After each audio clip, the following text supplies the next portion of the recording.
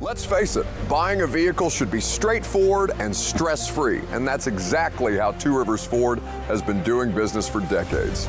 This locally owned dealership has a non-commissioned sales team whose only focus is to find you the right vehicle at the right price without the pressure. So you'll actually have a fun car buying experience. Great prices, easy financing, and a non-commissioned sales team. Two Rivers Ford, the South's most trusted Ford dealer.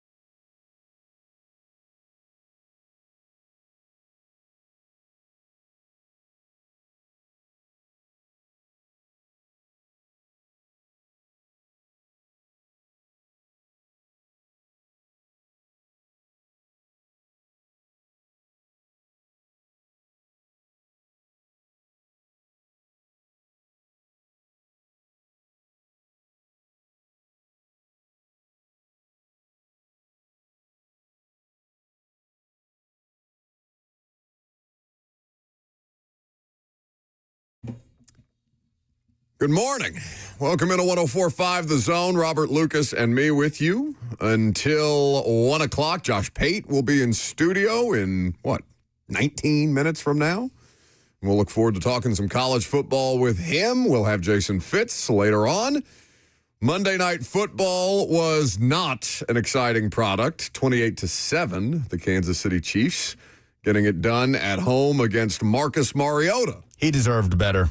I know, and the Washington Commanders. It felt, though, as if it was going to go that way as soon as Laramie Tunsil was ruled out because they were already struggling in protection. They were making bad decisions. I guess Sam Cosmi had just returned recently from an injury, one of their offensive linemen, so there was miscommunications all over the place, and the Chiefs' defense was just there to capitalize. And also Patrick Mahomes screwed around for a half of football, then came out swinging in the second half and returned to form the way that he has here in the last couple of weeks. He was 25 of 34, Mahomes, 3 touchdowns, 2 picks. Marcus, 21 of 30, 1 touchdown, which was a dime by Mariota. He played well in this game. 2 interceptions. He took a bad sack at the end or towards the end to take them out of field goal range, but it kind of felt like it was just going to wash over them either way. 3-5 now are the Commanders. 5-3 are the Kansas City Chiefs. There was also a baseball game last night. Did anybody watch it?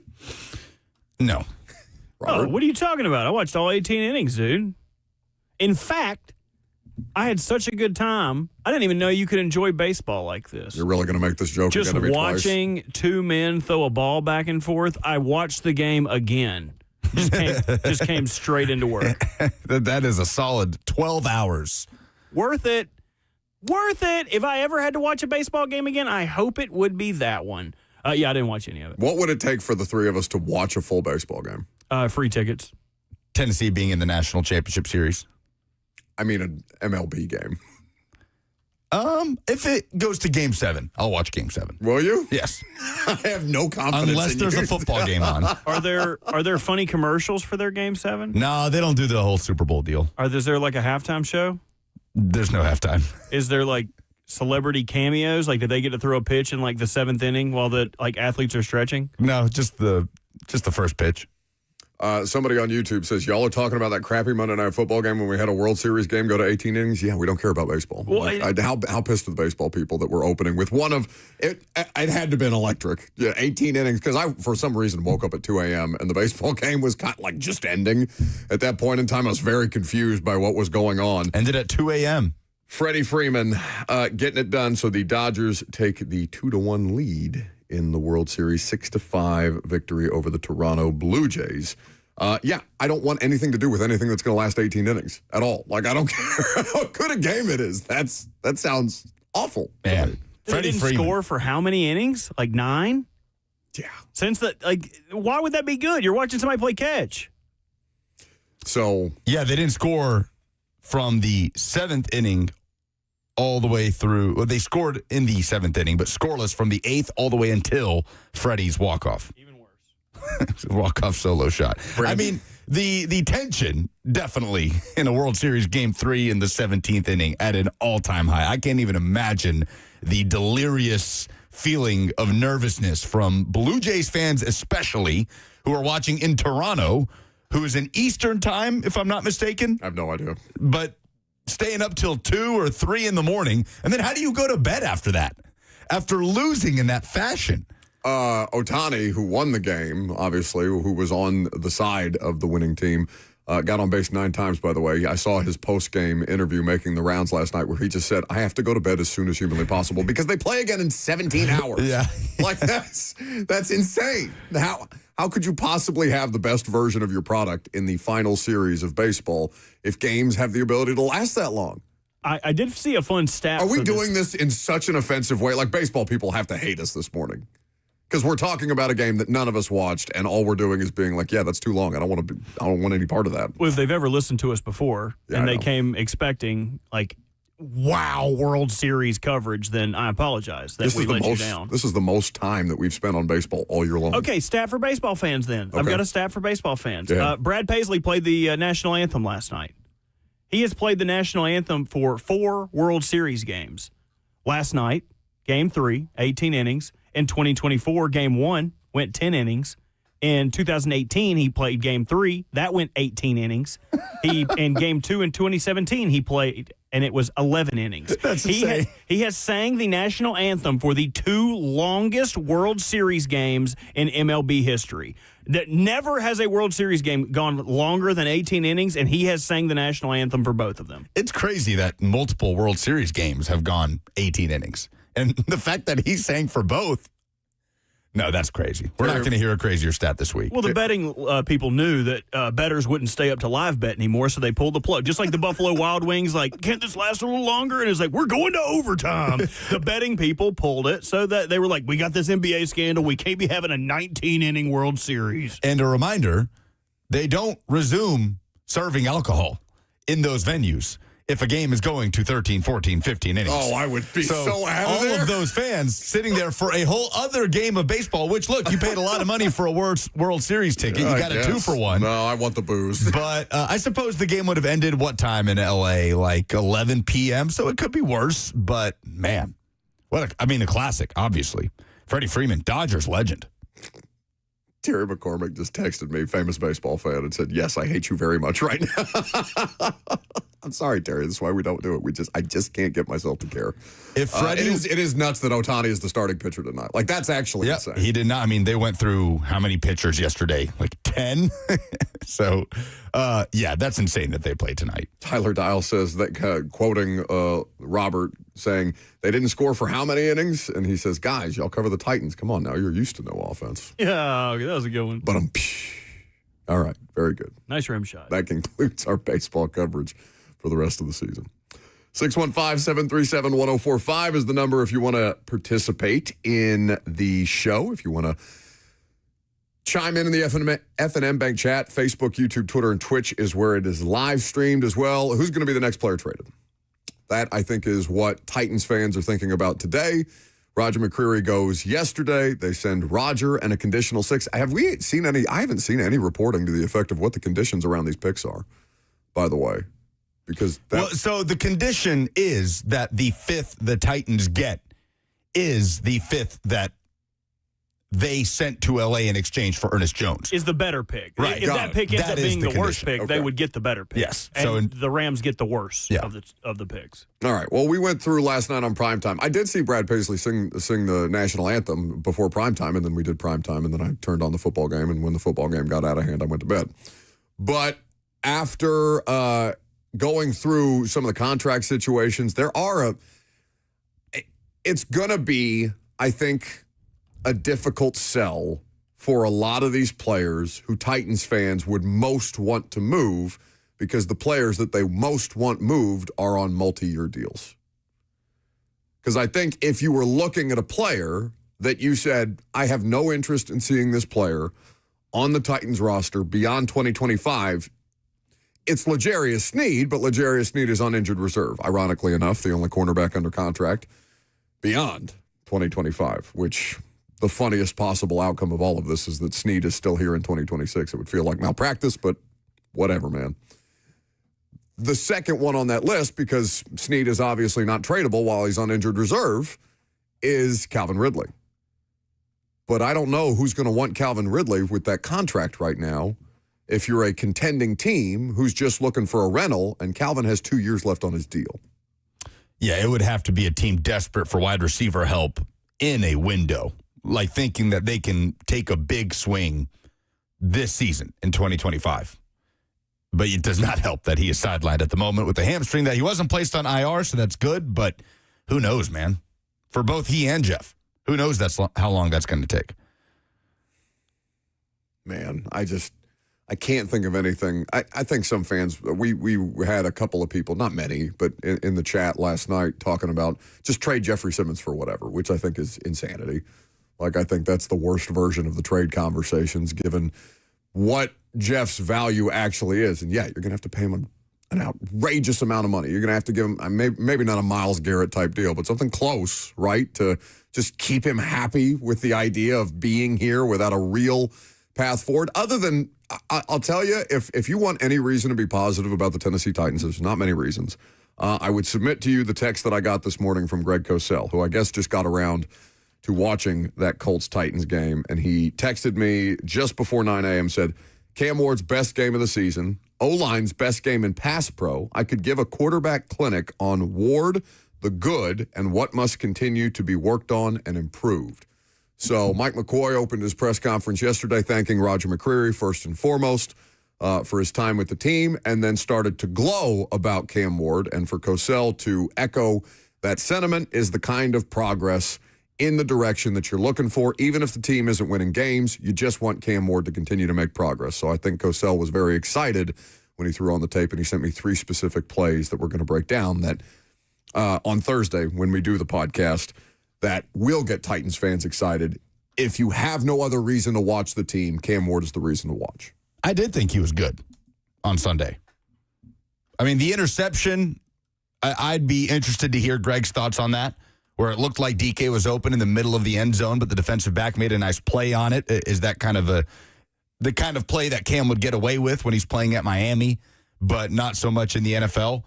But there was more good than bad in this game from Cam Ward. And somehow, I don't know how we're not used to this or haven't come around to this fact by now, but there are going to be games where Cam Ward has more good than bad and the Titans still score 14 points, because that's where they are. They are completely outmanned on offense.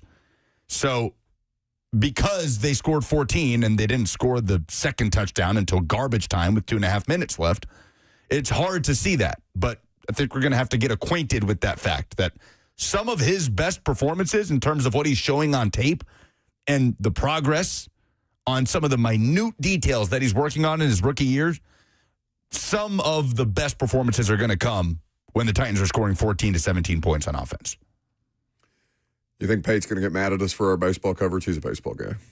Probably. All right. We'll find out next.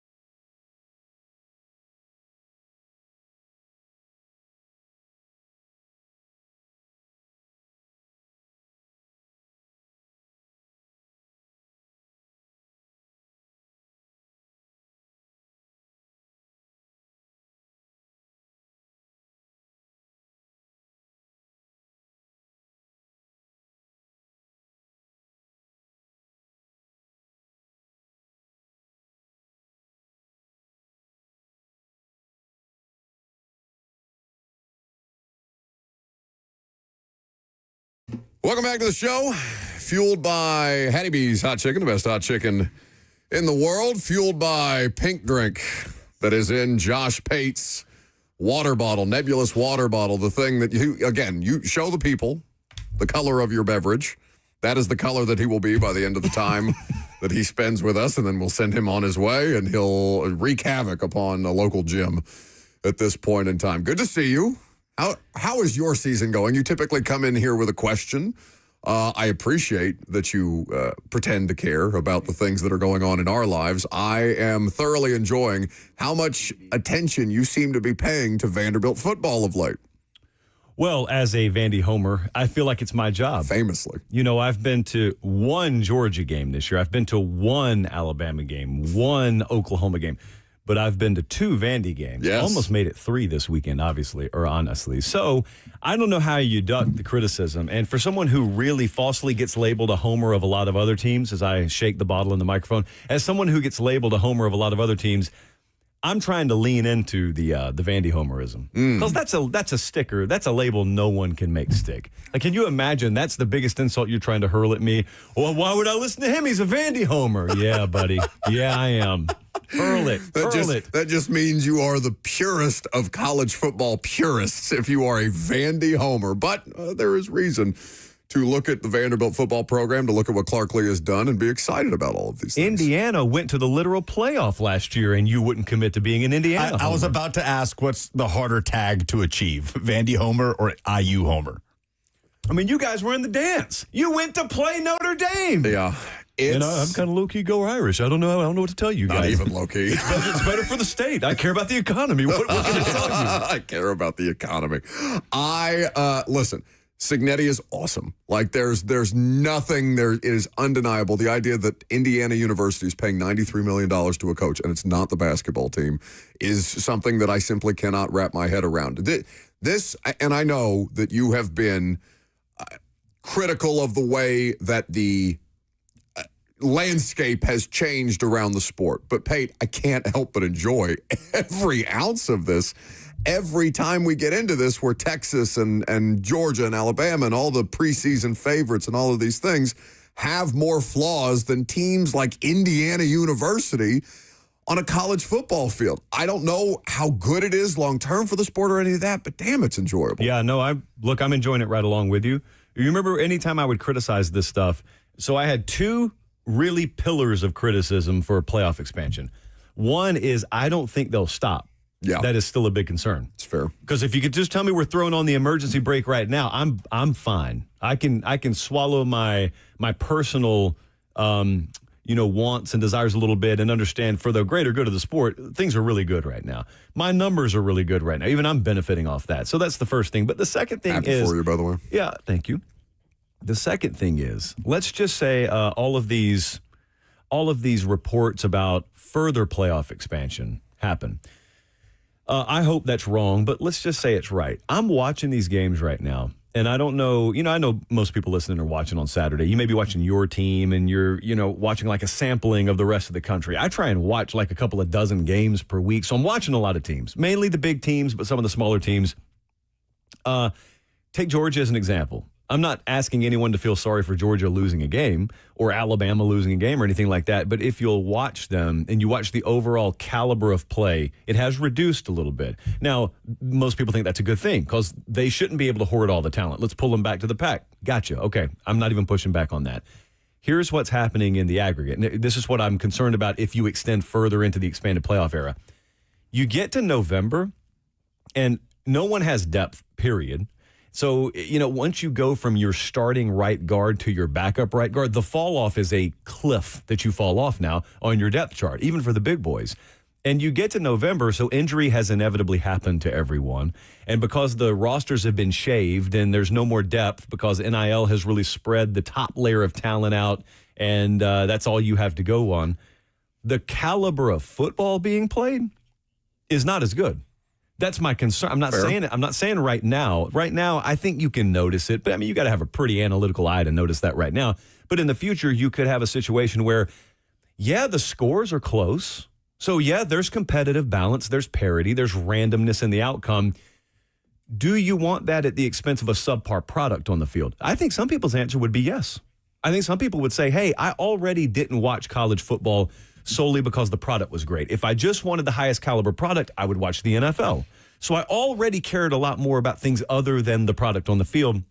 I think other people would say, yeah, maybe there's a balance to strike there. That's kind of where I am. There's a balance to strike there. Just wait till we send it to Australia. Josh Pate, at Josh Pate CFB is where you can follow him. Josh Pate's College Football Show, of course, is where you should subscribe and watch along each and every time he goes live. Of course, you can catch the podcast if you can't watch it live. I love a low-quality product. I love a 13-10 disgusting, absolute freak show of a game going into the fourth quarter. So I'm very happy with where things are right now. I do have a question. If I were to hop in a time machine and go back to you in early August and tell you that Indiana is number 2 in the country and undefeated, including a decisive road victory at Oregon, and also both Brian Kelly and James Franklin are fired before November, which of those two would have you floored more before the start of the season? I think James Franklin being fired would be the one, because I would think in my mind, worst case scenario here is he has lost the Oregon game, and then we're getting ready for this week, the Ohio State game. And that's really where they got to make their stand. But worst case, remember, that's what we all thought in July. Their worst case is they lose the 2 big ones, and they're, yes, ho-hum, another playoff game, and then they'll, just be the same old Penn State. That was the worst case. False, but that was what we thought the worst case was. I could see Oregon taking a step back. I could not see them maybe getting dominated by Indiana in Autzen. So that would have been a surprise. But I wasn't going to doubt Curt Cignetti, especially having gone and gotten Fernando Mendoza out of Cal. That was kind of a wild card quarterback. So it could theoretically happen. But if you told me Franklin was going to be out, and then if you doubled down and you said there's going to be no scandal, and Drew Aller is going to be hurt, but he gets hurt like 5 seconds before Franklin gets fired. So he's going to have his starting quarterback. He's going to have all of the things that he claims he needs to win, and it's still going to happen. That would have shocked me, I think. And you left out the Brian Kelly part of that, which makes sense because I think there was always a scenario where this thing could really spiral and he'd be done by November. With that said, how disappointed is Florida to see Brian Kelly on the outs at LSU? How much is Florida going to be in LSU's wake during this coaching search? Yeah, so let me jump back to that just a second. I did skip over that. I talked about this with you guys. The Brian Kelly thing.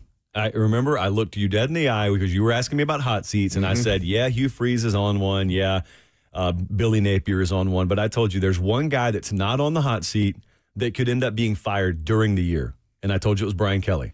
Because I knew the situation down there behind the scenes was a little untenable. No one likes him, which has since been proven above and beyond over and over and over again. But as long as he wins, that's okay. But he had no equity built up with those people. None.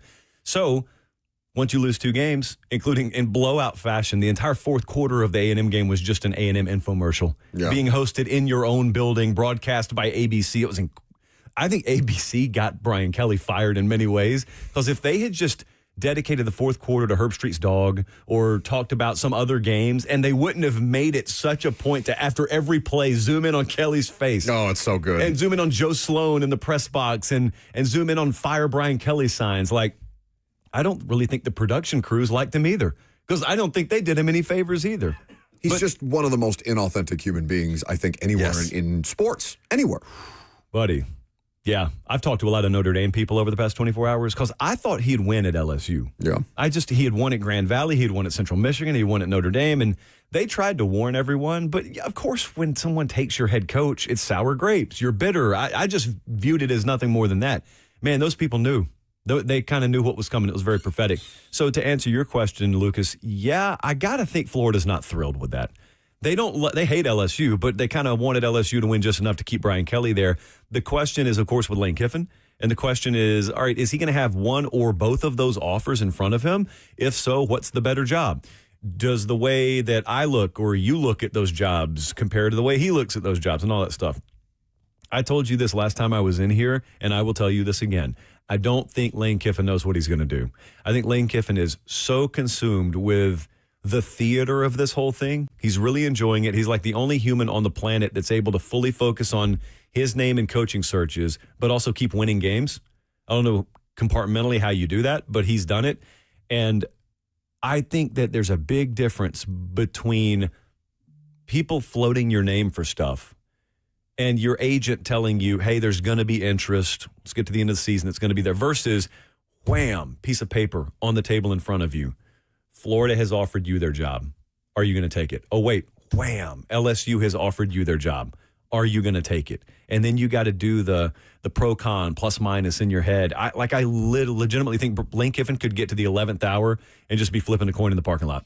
I really don't think he's nailed down on this. Everyone's got a theory. Everyone speaks in these definitive terms. Oh, he's going to do this. He's going to do that. I picture Lane Kiffin listening to those folks and saying, he makes a good point. Well, but he makes a good point too. I wonder what I'm going to do. I have no idea. Who do we play this with? Oh, South Carolina. Oh, we have a game. Okay. Josh Pate in studio with us. Is Ohio State just as likely to win the championship again? Because I feel like we're not talking about them at all because they just go out and their schedule is not overwhelmingly difficult. So that's a fair situation. And obviously the Penn State-Ohio State thing has lost a fair amount of juice. But it just feels like to me, Pate, for all of the underdog type fun stories and chaos that the college football season has, I'm staring at Ohio State and being like, why wouldn't they just win it again? Yeah. Who would you power rate the NFL right now? Who's the best team in the NFL? I mean, it looks like Kansas City again. I would say Indianapolis, but either one. Colts. Either of them will work. Let's take the Colts. Mahomes, Daniel Jones, like it's really hard for me. Mahomes got the juice again. It's really hard for me.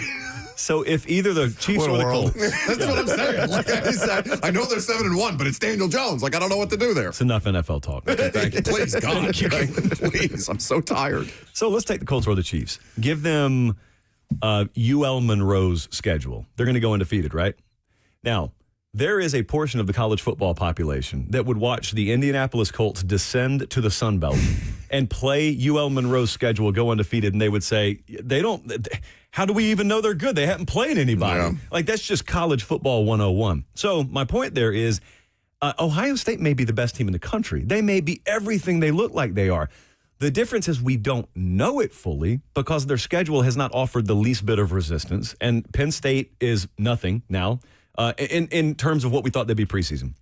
You got the game at Michigan at the end of the year, but that's more this psychological hurdle than anyone looking at Michigan saying, oh, what about this matchup or that specific matchup?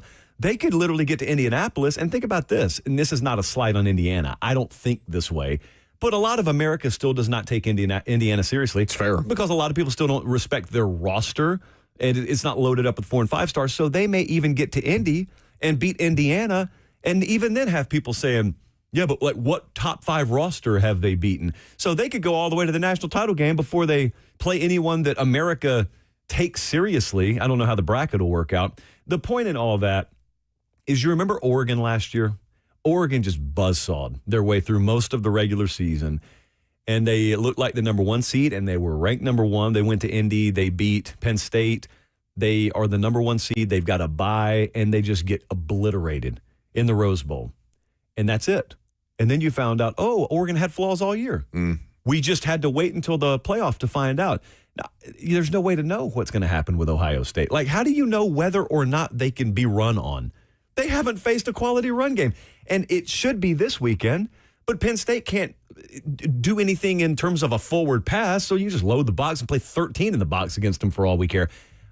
I'm trying to think back to the last time we had like a definitive number 1 team that got tested this little in the regular season in the Big Ten of the SEC, to where you make it this deep in the season. And I don't even know that people have watched an entire Ohio State game since the Texas game.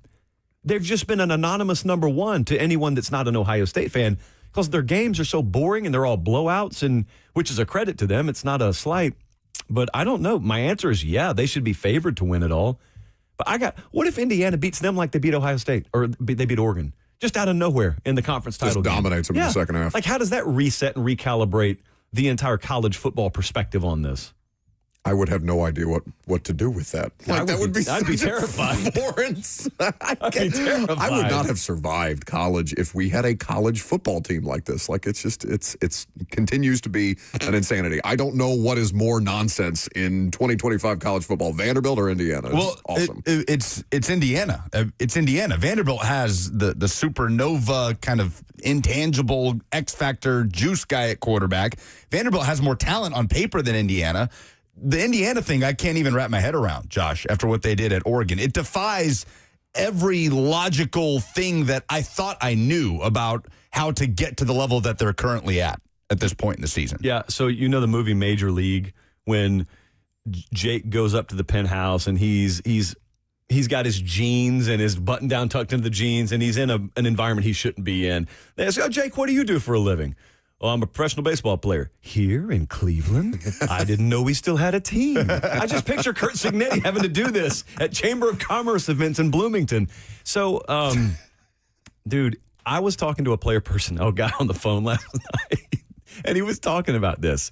He was talking about how much they respect Cignetti and how much they just, like, the people in the player personnel world revere the job he's done, because they know, like, he doesn't have that stack on stack on stack type roster. And finally, he just blows up. He goes, "Bro, they don't have one guy that LSU would have even offered. Yeah. Like, name that person." Even at quarterback, all these bigger spenders, like Auburn, for example, Auburn needed a quarterback in the portal and went and got Jackson Arnold. And Kurt Cignetti's just up there like, "I'll take the kid from Cal."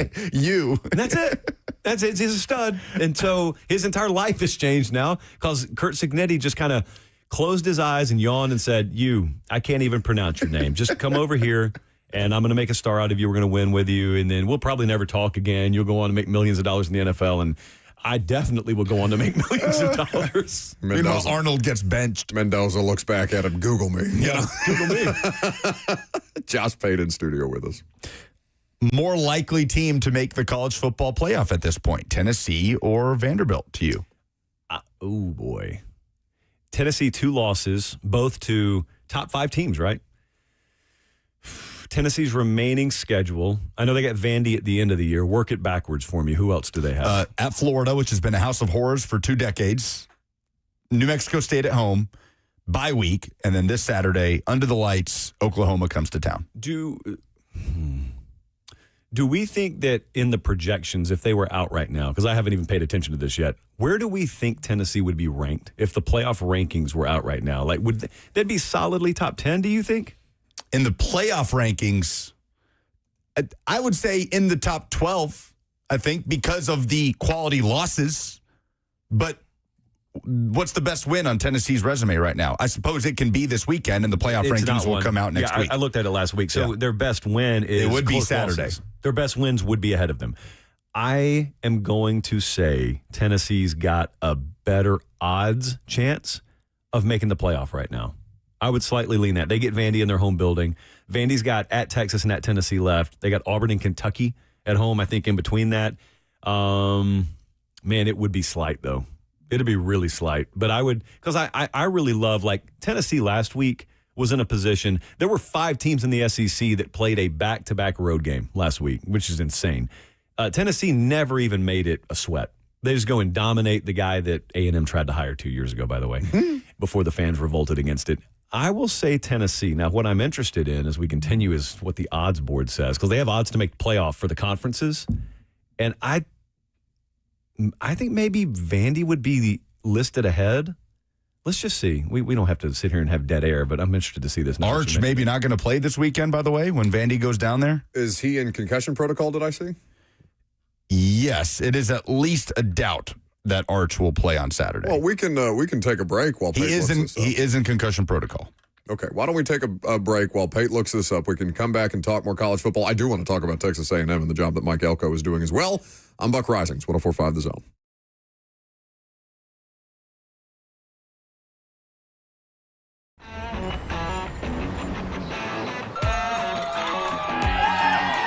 Smashville hockey.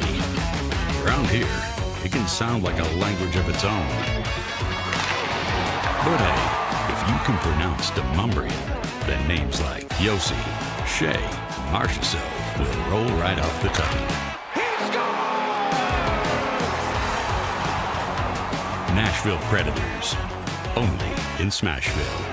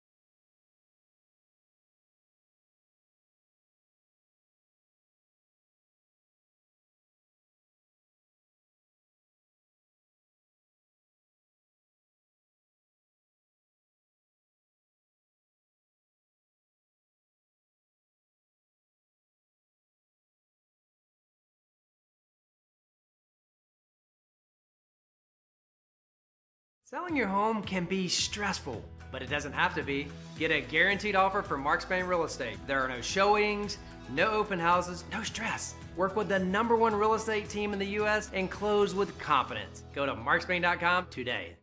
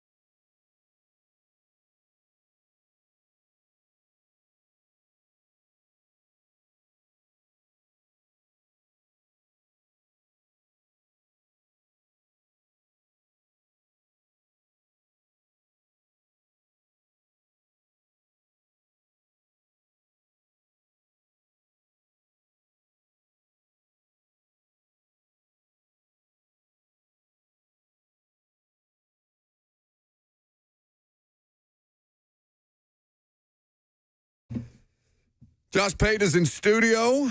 He was looking up some odds as to who had the better chance to make the college football playoff between Tennessee and Vanderbilt. We'll have to wait a few more weeks before we see that game, but what did you discover? I assume it was FanDuel that you were looking up? It was. And, drum roll please, Mick Fleetwood, yes, we do have Vandy with better odds to make the playoff, well, they do, than Tennessee right now, which I find a little interesting. I'm not doubting them. I can't. Contractually, it says I can't doubt them on air. But I am interested because they're both sitting there. I guess it's because one already has 2 losses and one has 1. That's really what that comes down to. Mm-hmm. This weekend could go a long way in determining that, because if they both win, both playing one half of the Red River rivalry, Vanderbilt going down to Austin, Tennessee playing Oklahoma, then it comes down to potentially that regular season finale, right? So for sports books, would it simply be about how they feel about that game at Neyland Stadium? And that could see a shift there if they both win this weekend, which I suppose there are varying degrees of confidence. Vanderbilt fans probably feeling more confident than Tennessee fans. I think the better thing to look at, though, so yeah, you're right about that. But if Vandy goes and loses to Texas, then both of them have 2 losses. Then they're on a collision course if they take care of business, which is always a dangerous thing this time of year. But if they take care of business, then it's just heads up in Neyland. That is a Saturday game that week, right? Yes. Yeah. Thanksgiving weekend. It's just basically winner grabs the belt and goes to the playoff. I would assume that's how that sets up if they're both 2-loss teams. But is that such a slam dunk, Josh? Because I'm looking at the top of the SEC standings right now, and the fact that A&M, Ole Miss, Alabama, and Georgia don't play each other for the rest of the season, and they all have 1 loss or less. And now I'm thinking about the idea of, okay, 10-2, you get in. That's been the thinking. But do you as a fifth SEC team, or do you need an Ole Miss slip up at Florida like what happened last year to give you some help? I think it comes down to a couple of things. What happens in the ACC? Because there is a reverse doomsday scenario in the ACC where they get like 3 teams in, which would be insane because it's not a 3-team league. I'll go back to that in a second. B, what happens to Notre Dame? Notre Dame, do they sit there at 10-2? There's also a world where Notre Dame doesn't lose another game, but because of the way the ACC plays itself out, you get yourself in a situation where Virginia and Georgia Tech and Miami are all 1 loss or 2 loss. And if Miami's sitting there on the 2-loss bubble, they're going to get in over Notre Dame because they played Notre Dame and they beat Notre Dame, and that bumps Notre Dame out. So this is what God gave us November for, firstly. Secondly, I still somehow I always tend to think this will work itself out. And if you have a couple of 2-loss SEC teams there, with the profile of the conference this year, Big Ten message boards notwithstanding, I think it'll work itself out, and the winner of that game goes to the playoff. Who do you have more confidence in this weekend? Vanderbilt in Austin against a Texas team that we saw dig out at Mississippi State. Arch Manning, maybe status in question, or Tennessee at home against Oklahoma under the lights, where they've been excellent under Heupel, unless they're playing Georgia, with John Mateer, who's not been himself since the thumb surgery. Yeah, I got confidence in Tennessee this weekend. I was all over Mateer. And by the way, look, man, people are trying to dunk on me for taking Mateer for my Heisman pick like he wasn't number 1 on the Heisman odds before he had his literal throwing thumb surgeried on during the season. I will allow dunking on me when it's fair. That's not even fair. So, yeah, he's not right. They're not right. You can one of the big secrets that was exposed last week is you can really throw the ball on their secondary. Like their front's really good, secondary a little suspect. So I have confidence that Josh Heupel in Tennessee will take care of business. Vandy, every game's going to be a coin flip. So Vandy, every game, I love how they can pull it out into the deep end. They can make it ugly. I have no doubt they'll do that again this weekend. Can you imagine telling a Texas fan how uncomfortable a Vandy visit to Austin is going to make you?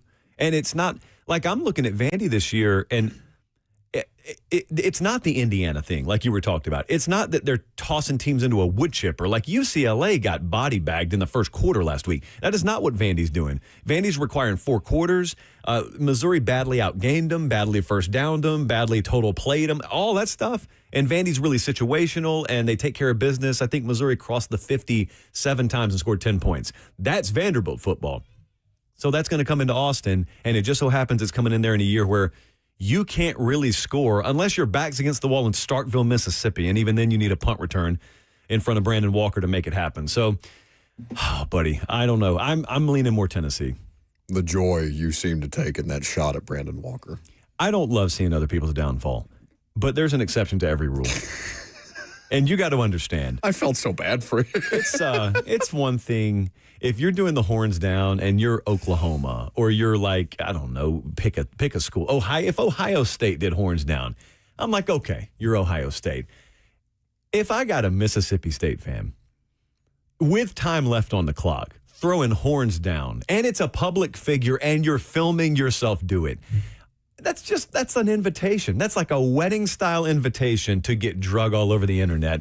And I just happen to have the truck with the hitch on the back. That's all I was. It was cruel for that touchdown pass to be caught right in front of his face. Like, you know who Brandon Walker is, right? He's the Barstool Sports personality. I don't know if the audience does. I'm sure a contingent of them do. But like for him to be, because I followed this along. It was a ridiculous thing. We were doing the Fox Sports radio show while the game was playing out. It was complete and total nonsense, and I'm just seeing all these different things as I'm scrolling Twitter of Brandon Walker is in the stands, and all of a sudden he's in a box, and then now he's running down to the sideline because he wants to celebrate. And now he's standing in the back of the end zone, and just to see the progression of the fear and the pain and all of the things that every sports fan within the sound of our voices today has experienced at some point in their life. But my God, is that some more than others, though. Some have experienced it a lot more than others, and that was the cruel irony of it all. Is it's Mississippi State, and they had Tennessee on the ropes and lost. They had Florida on the ropes last week and lost, and then you're up by 17 on Texas with under 10 minutes to go,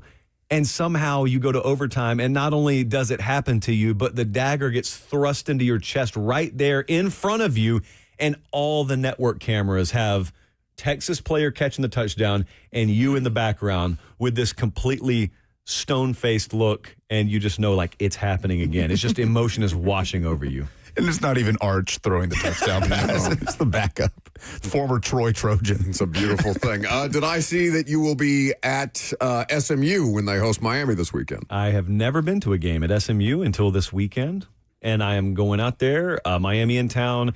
SMU, man, look, last week was a week where everybody that was in a game we were potentially going to go to this week lost. Penn State, Ohio State would have been the game, but that's long since been off the radar.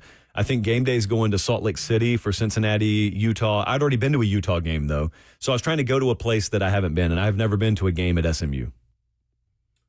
So Miami gets right against the mighty Stanford Cardinal after losing to Louisville. Jeff Brom, by the way, good for one of those a year, it feels like. And I know Carson Beck had to melt down a little bit and then melt down afterwards in the press conference. Not actually melt down, but from a media standpoint, that's not the kind of look optically that you want from your starting quarterback, where he's basically calling out players for running the wrong plays, even though he himself did not have a great game. What is Miami in the landscape of college football currently after you saw them stumble here? I think they're back to their usual unknown selves.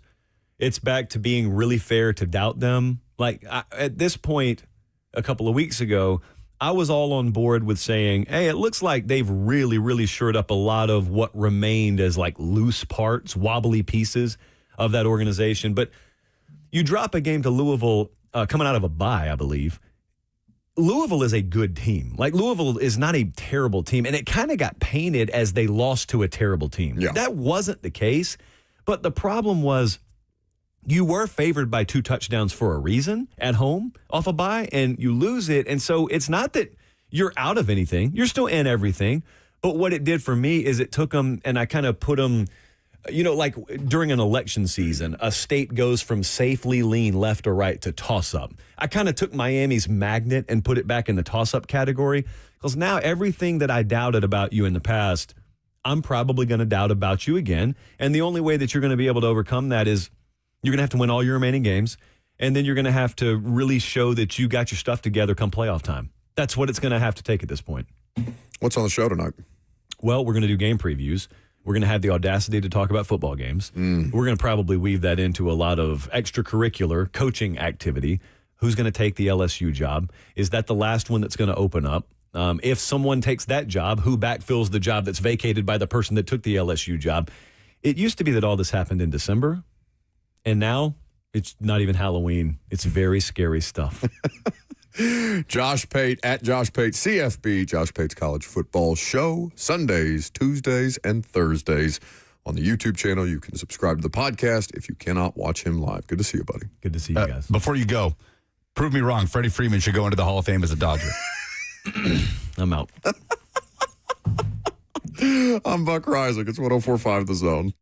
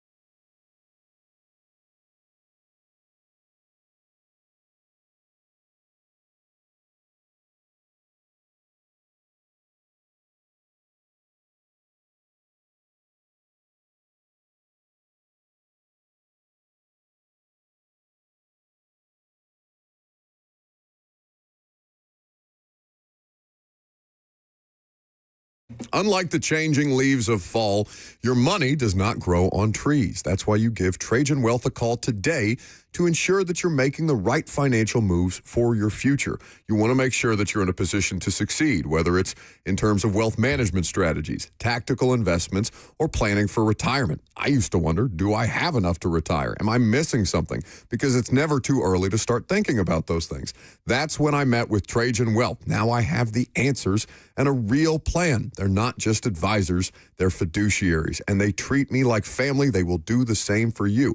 And I'm a client today because they earned my trust. Take the stress off your shoulders. Call Trajan Wealth today and get your plan started. Their number locally, 615-270-5000. That's 615-270-5000, or visit them online at TrajanWealth.com. Advisory services offered through Trajan Wealth, LLC, an SEC-registered investment advisor. This is a paid advertisement.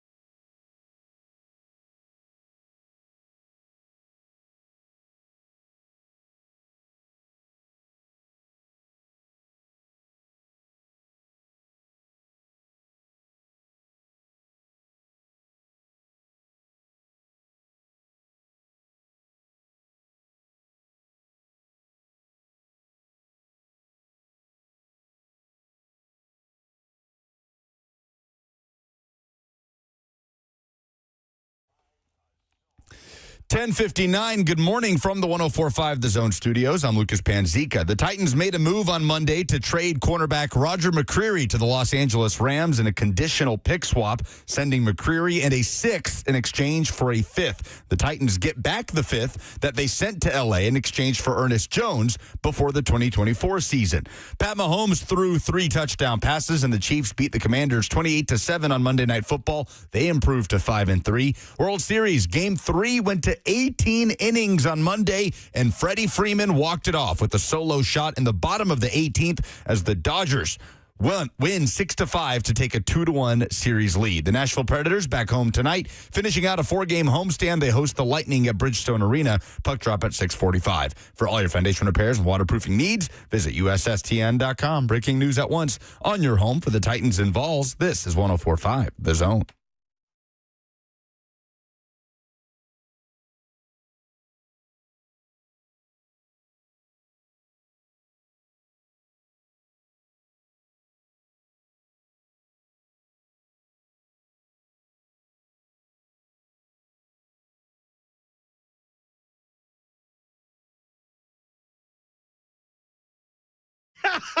Dadgummit.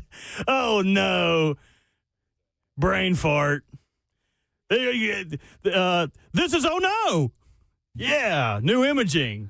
Heck yeah. I thought I was so smart, too. I knew it was coming up. I was like, oh, he didn't even tease it, but oh, no's here. And I pulled the wrong music. Anyway. Oh, no. That is an oh, no. That's what made me say oh, no. Yeah. The YouTube chat didn't hear it, baby. They don't know anything's going on. Nothing to see here.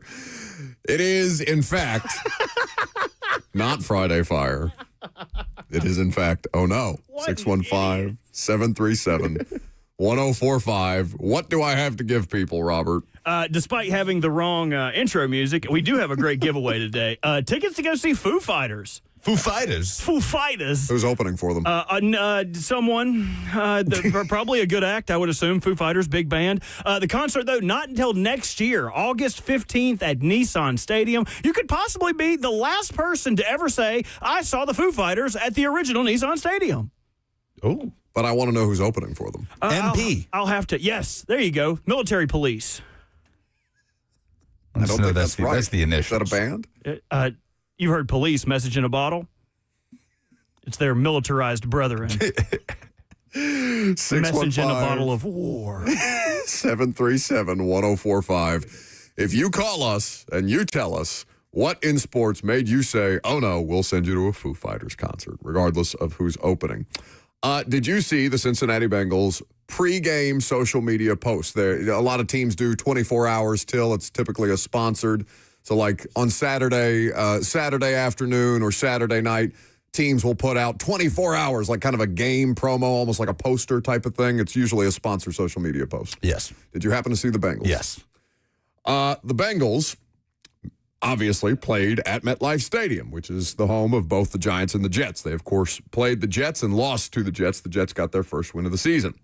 But what Jets fans took umbrage with prior to the game beginning is that the image was Joe Flacco and Jamar Chase sitting in the cockpit of a plane heading towards the city of New York. Yeah, right into Manhattan. Maybe let's not. Yeah, come on. Not to mention, the game wasn't even at MetLife Stadium. It was in Cincinnati at Paycor Stadium. So they weren't even going on the road to New York. So it didn't even make sense to begin with. Are you sure? I thought it was in New York. This game was in Cincinnati. Are you sure about that? That wouldn't make any sense. I was until you started questioning it. Yeah, I'm almost 99.9% sure that it was played at MetLife. No, this game was at Paycor Stadium. Okay, very good. So confirmed. Let's not fly planes towards the city of New York, even if it's social media, even if you are playing the Jets, even if you have Joe Flacco and Jamar Chase in a cockpit. Maybe I'm being oversensitive. I don't know. I don't think so. But do we just assume that the social media admin for the Bengals is like 20, right? Like just not old enough to know why that's a problematic situation? Was the tweet deleted or is it still up? If it was deleted, in poor taste. If it's still up, got to be cool with it. Those are the rules. I don't make them. What? I just follow them. If a post is so offensive, what do teams always do? They will delete it. They will take it down. But they didn't. If they didn't take it down, then it's not offensive. I don't make the rules. I'm just telling you. I'm just here to follow them. I just live in this social media age. Maybe just don't do that. What's your own no? Sticking with the same game. Justin Fields. Hard not to feel happy for Justin Fields, who was thrown back in as the starting quarterback of the Jets because Tyrod Taylor was unhealthy. And this comes days after Woody Johnson at fall owners meetings said a bunch of things about the starting quarterback that his team, that he owns, gave $40 million to for a 2-year deal that, if we could just complete a pass, that when your quarterback rating is what it is, all of these things. And then Justin Fields goes out there. He goes 21 of 32, 244 yards, a touchdown, didn't turn the ball over, passer rating of 99, and they get the job done. They come back in stunning fashion, win their first game of the year. And he was vulnerable after the game. He talked about some of the highs and lows he's experienced this year and how he felt after those Woody Johnson comments. But listen to the craziness of this comment from Justin Fields to tell you about the state of the New York Jets organization. I wasn't really referring to the outside. I was referring I said, I mean, that's outside noise at the end of the day. I get that he's the owner of the team, but, that's outside noise. The biggest thing was my teammates believing in me and my coaches still believing in me, and, God. That's outside noise at the end of the day. I know it's our owner, but it's outside noise. This is not me giving an indictment on Justin Fields, but on the New York Jets and on Woody Johnson for putting Justin Fields in that situation to have to say the words from the owner of the team that pays him is outside noise that he had to block out to go win a game for that team and that owner who opened his mouth at owners' meetings last week. Yeah, it's not great. The Jets, awful. Not great. Robert? I had no, where I was going to poo-poo all over Cheyenne and her spooky night. It's like, oh, I'm having a spooky night with my friends. We're going to watch a scary movie. And they end up watching The Little Vampire. But I just saw this tweet come across my timeline. It's from 6:30 this morning. And I'll just read you the tweet verbatim. I can't play the audio because I haven't tested it and I refuse to dump something. Oh, my Lord. At Zach Blatt revealed a wild story from the Jets locker room after the Bengals win. He and Tom Rock Newsday are awaiting the locker room to speak to cornerback Jarvis Brownlee Jr., who made the game-sealing play on 4th and 9 versus the Bengals. At one point, Jarvis Brownlee asked Zach and Tom, what time is it? We say, oh, it's 4:57. And he goes, oh, great. I still have time to watch the Titans lose. I'll put that tweet in the chat so you can tweet it out for everyone to watch. But that's what made me say, oh, no. Much better than poo-pooing all over Cheyenne. Did he really? This is what this Jets fan site is alleging. So I'll listen to it and we can play it later maybe. How about that? But it's Jarvis saying that, like on camera? No, they are saying, they are regaling us with what happened in the Jets locker room and saying he said this. Whoa. It's in the chat. We can watch it in the break together, huddled up over there, eating tacos. You didn't get me any tacos. I did. You just don't want to have tripe or beef tongue. Isn't tripe like sheep's stomach? It's beef stomach. It's still good. Honeycomb tripe, too. 615-737-1045 is the number. Why don't you listen to that audio? Because I want to play that audio if that's a real thing. Here in just a second, we can take some phone calls in the meantime. What in sports made you say, oh no, for the opportunity to win some Foo Fighter tickets? Let's go to Jeremy. My oh no is going to be myself because I am a lifelong Bears fan who thought it would be safe to marry a Detroit Lions fan. And let me tell you guys, she is 5 foot tall, strutting around the house like Conor McGregor or something like that. And she apologized for absolutely nothing. I'm going. It's where this is going to end. I don't know. Thinking the Bears had turned it around and that things are going to get better. That's maybe my secondary oh no. But mine would be myself, man, because it's like, yeah, there's no end to this. The Lions are just getting better, getting stronger, and the Bears are about to pull another Bears. So my oh no would be myself, and just pray for me, guys. Okay. Prayers up, Jeremy. By the way, you also get a $100 gift card to a Moment's Peace Salon and Day Spa when you win the prize for Ono, which apparently got our guy who called in last week off the couch. Did you see that he tweeted us? He tweeted us a video. I saw it. That he had gifted his wife the $100 gift card to a Moment's Peace Salon and Day Spa. I would not tell my significant other if I won a gift card and just give her the gift card anyway and say, oh, look, from me to you.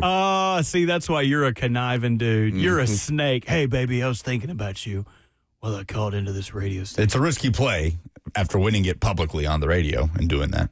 Okay, but how many significant others? I mean, we do have a fair amount of women that listen to the show for reasons that are beyond me. Thank you for hanging out with us. It's for me. The way that you do. Well, not if this was a visual medium. I think there are some chubby chasers out there. You don't get to see what my DMs look like. Plenty of women asking to see what my belly looks like, all smooth. Okay, why don't we compare DMs at some point in time? Christina is in Clarksville. Hi, guys. I just flew back into Nashville on Southwest Airlines, and so I had the flight tracker, and it'll show you, like, hey, here's some cool things to do in Nashville. I was scrolling up, and I looked at Nissan Stadium, and they were talking about, it's state-of-the-art, and CMA, and concerts. Not one mention of the Tennessee Titans playing there. I said, is this where we've come to, that we don't even mention that the Tennessee Titans play at Nissan Stadium anymore? Yes. I just thought, oh, no. Yeah, it's a tough one. It's a good one, Christina. Thank you. Remember to stay on hold for the opportunity to win those tickets and the gift card. I have a quick follow-up. Christina, was your Southwest flight assigned seating or was it choose your own seat? No, it was choose your own seat. They're not switching that over until the new year. Okay, but they are switching that over because they realized it's stupid.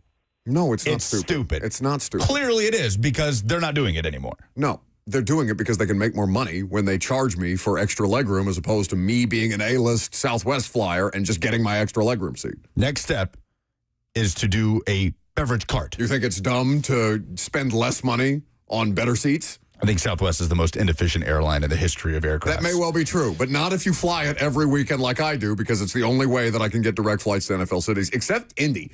How the hell can I not get a direct flight to Indianapolis out of all the places that you can fly out of Indiana? Just drive. Easy for you to say.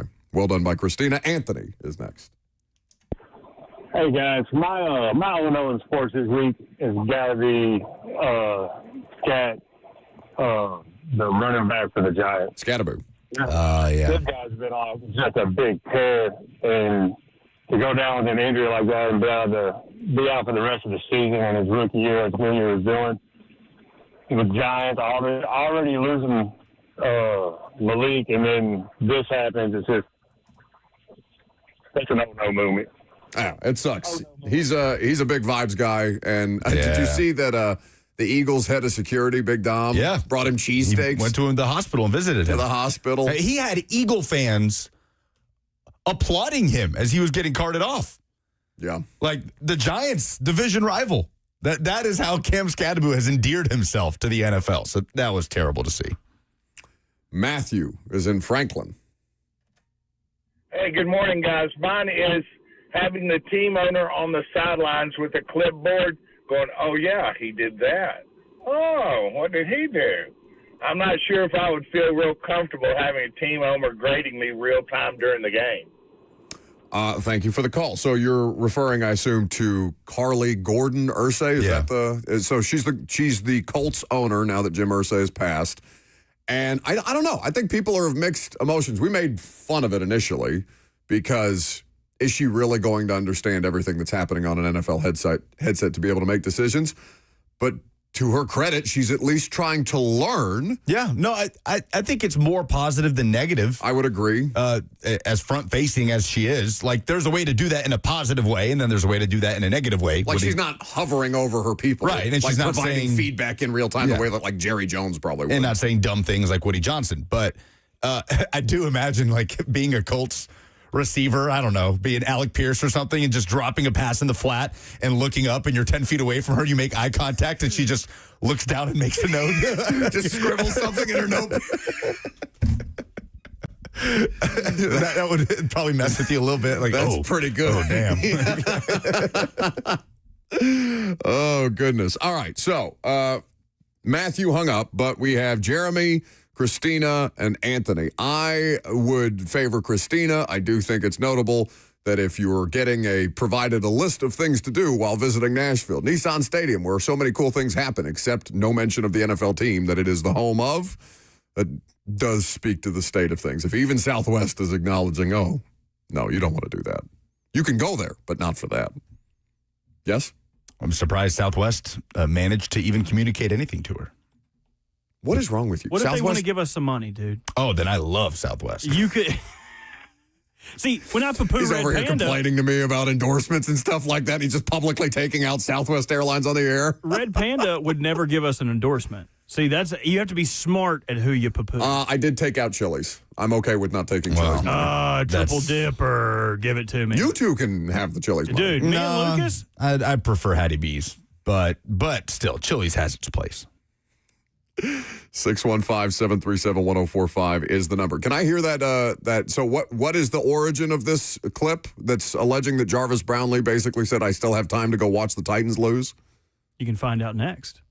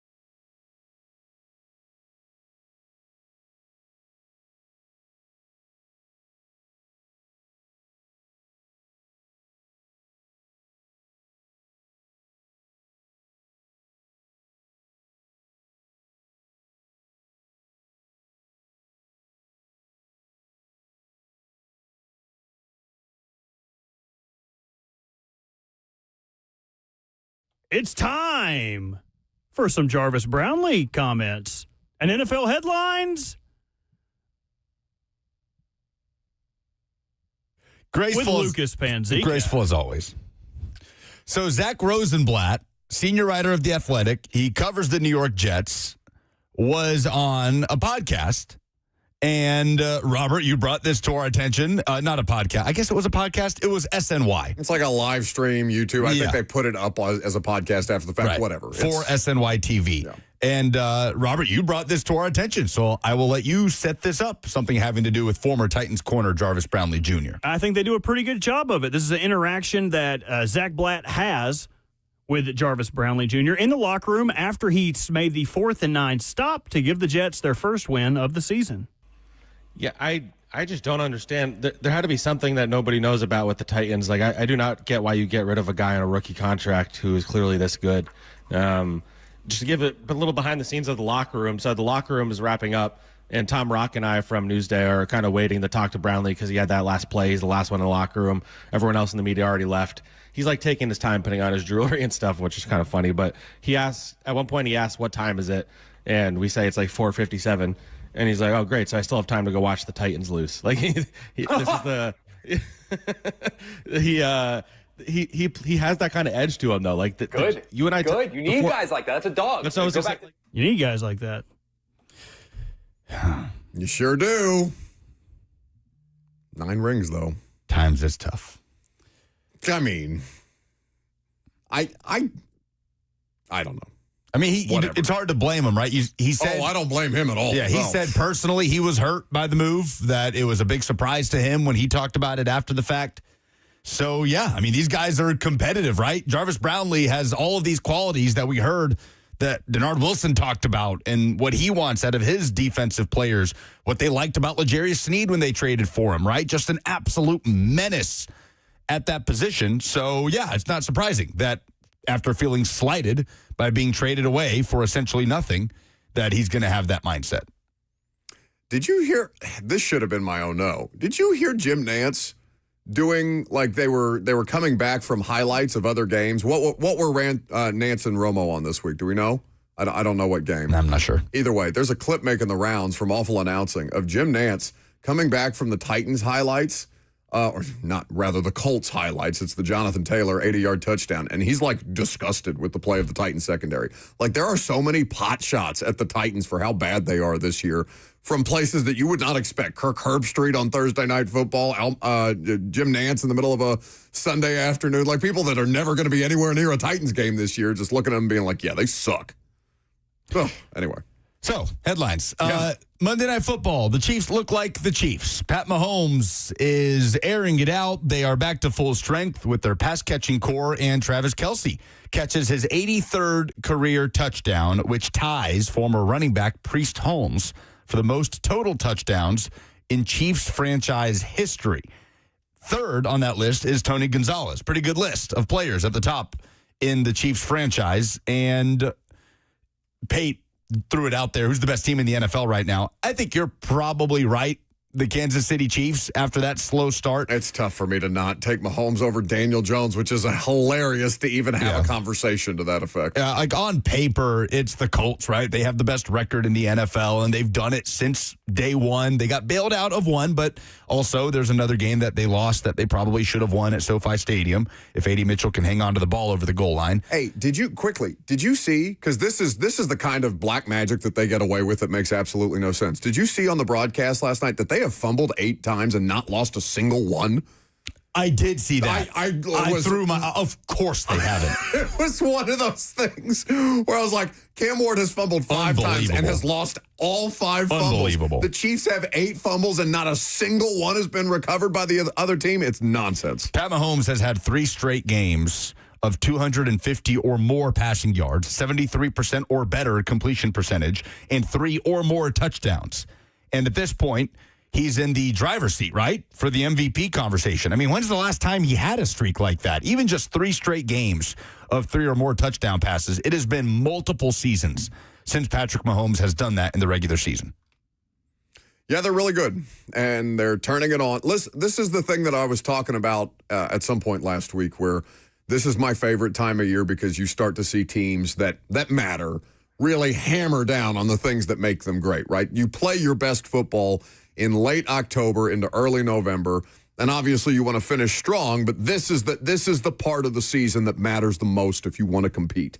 So to see the Chiefs stepping up to the plate at the most important time of year is the thing that we all should have expected, because why are you going to doubt them? They do this every time. They may still end up in the Super Bowl. They may not be the better team in the Super Bowl, but I mean, we're just looking for reasons to pick somebody other than the Chiefs, and they just keep doing it because they're awesome.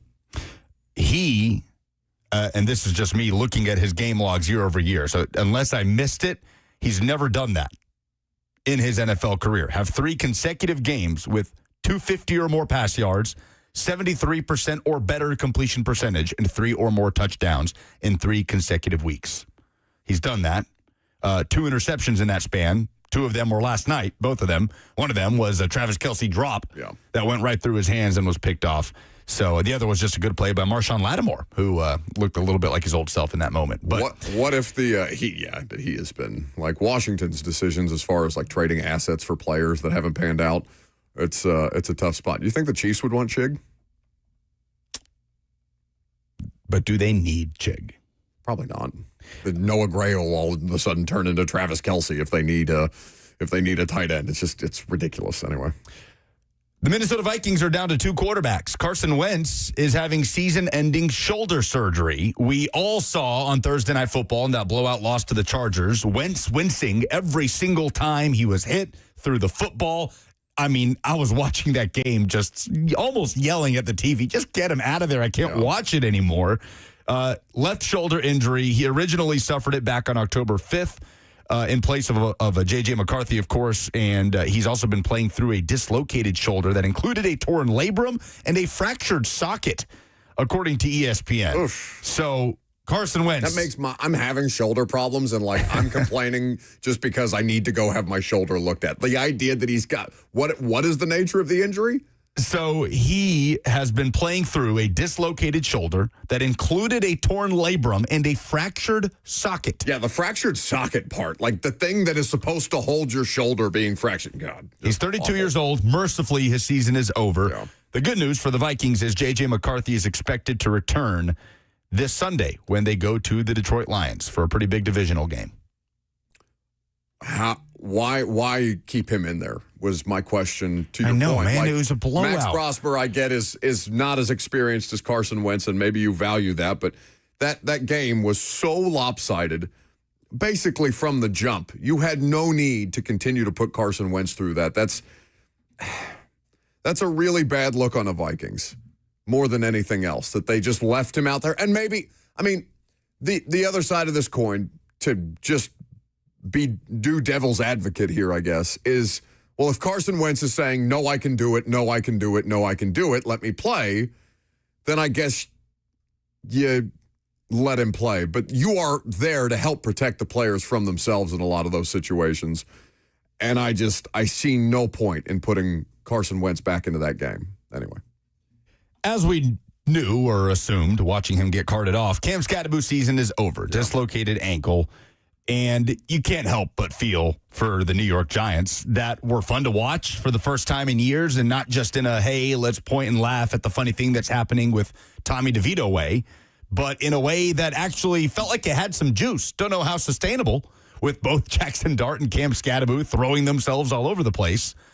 But you can't help but feel bad when Malik Neighbors goes down with an ACL. Now Cam Scattaboo goes down with the dislocated ankle. Jackson Dart is a guy that wears his heart on his sleeve. He was very visibly emotional, understandably, after that injury as the Giants lose to the Eagles, who, by the way, have bounced back from that little back-to-back game losing stretch.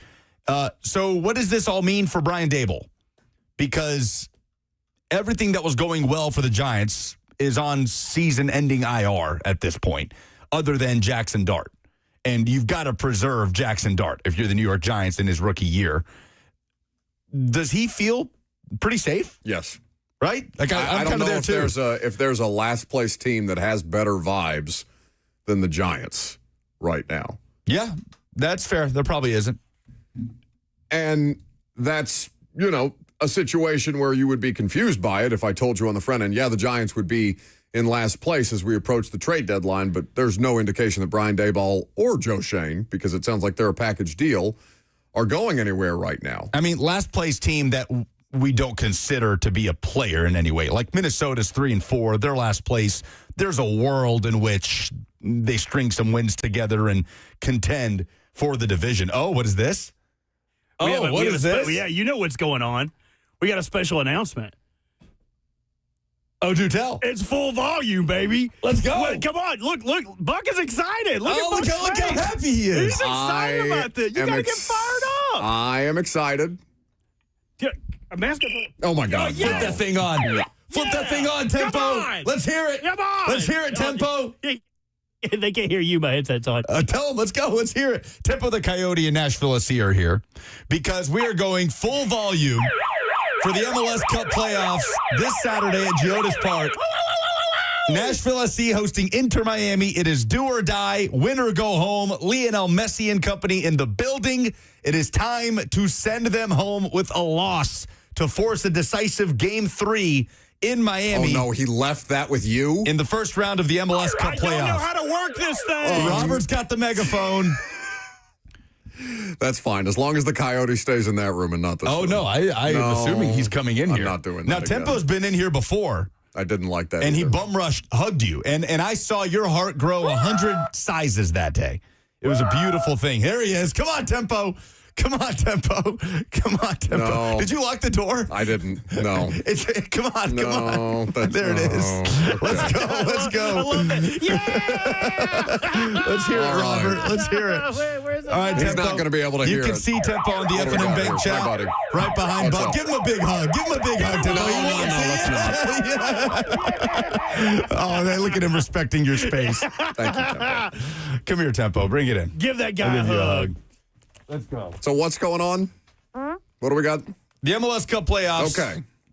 On Saturday. That is exciting. It is Game 2 of a best-of-3 game series, first round against Inter No, Miami. this is full volume. You have to do this at full volume. Here, Tempo, I'll pump you up a little bit. I am willing to reconsider the hug if you'll take that megaphone back from me. No. Robert stays with the megaphone. No, you have to do it at full volume. I've got you jacked all the way up, Lucas. Robert stays with the megaphone.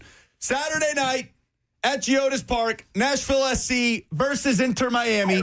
Game 2 of a best-of-3 series, 6:30 kickoff. We're going to have the game for you on WWTN 99.7 on Saturday. Vault Network coverage will be on the zone, so we'll be over on WTN. Of course, if you're watching on Apple TV, you have the option to listen to the home radio broadcast by toggling the audio, and you can catch me and Eddie Carvacho on the call. Hani Mukhtar and Sam Surridge versus Lionel Messi and company. This is why you do this. Do or die. The eyes of the global soccer world on Music City, Tennessee on Saturday. Can't wait. I'm just happy we have a winning team. Thank God for Vanderbilt. Thank God for Nashville SC. That's what I'm saying. Preds are hard to watch right now. I'm telling you, brother. Titans are what they are. Nashville Soccer Club's already got one trophy in the bag this season, and they're pushing for another one. And they lost game 1. But just put Lucas on camera because the visual of the mascot behind it, just leering over his shoulder, is something that is worth seeking out the F&M Bank chat for exclusively. It's just nothing like mascots on an audio medium. Nashville is out for revenge to get the better of Messi and Miami. I can't wait, man. The crowd was incredible on decision day.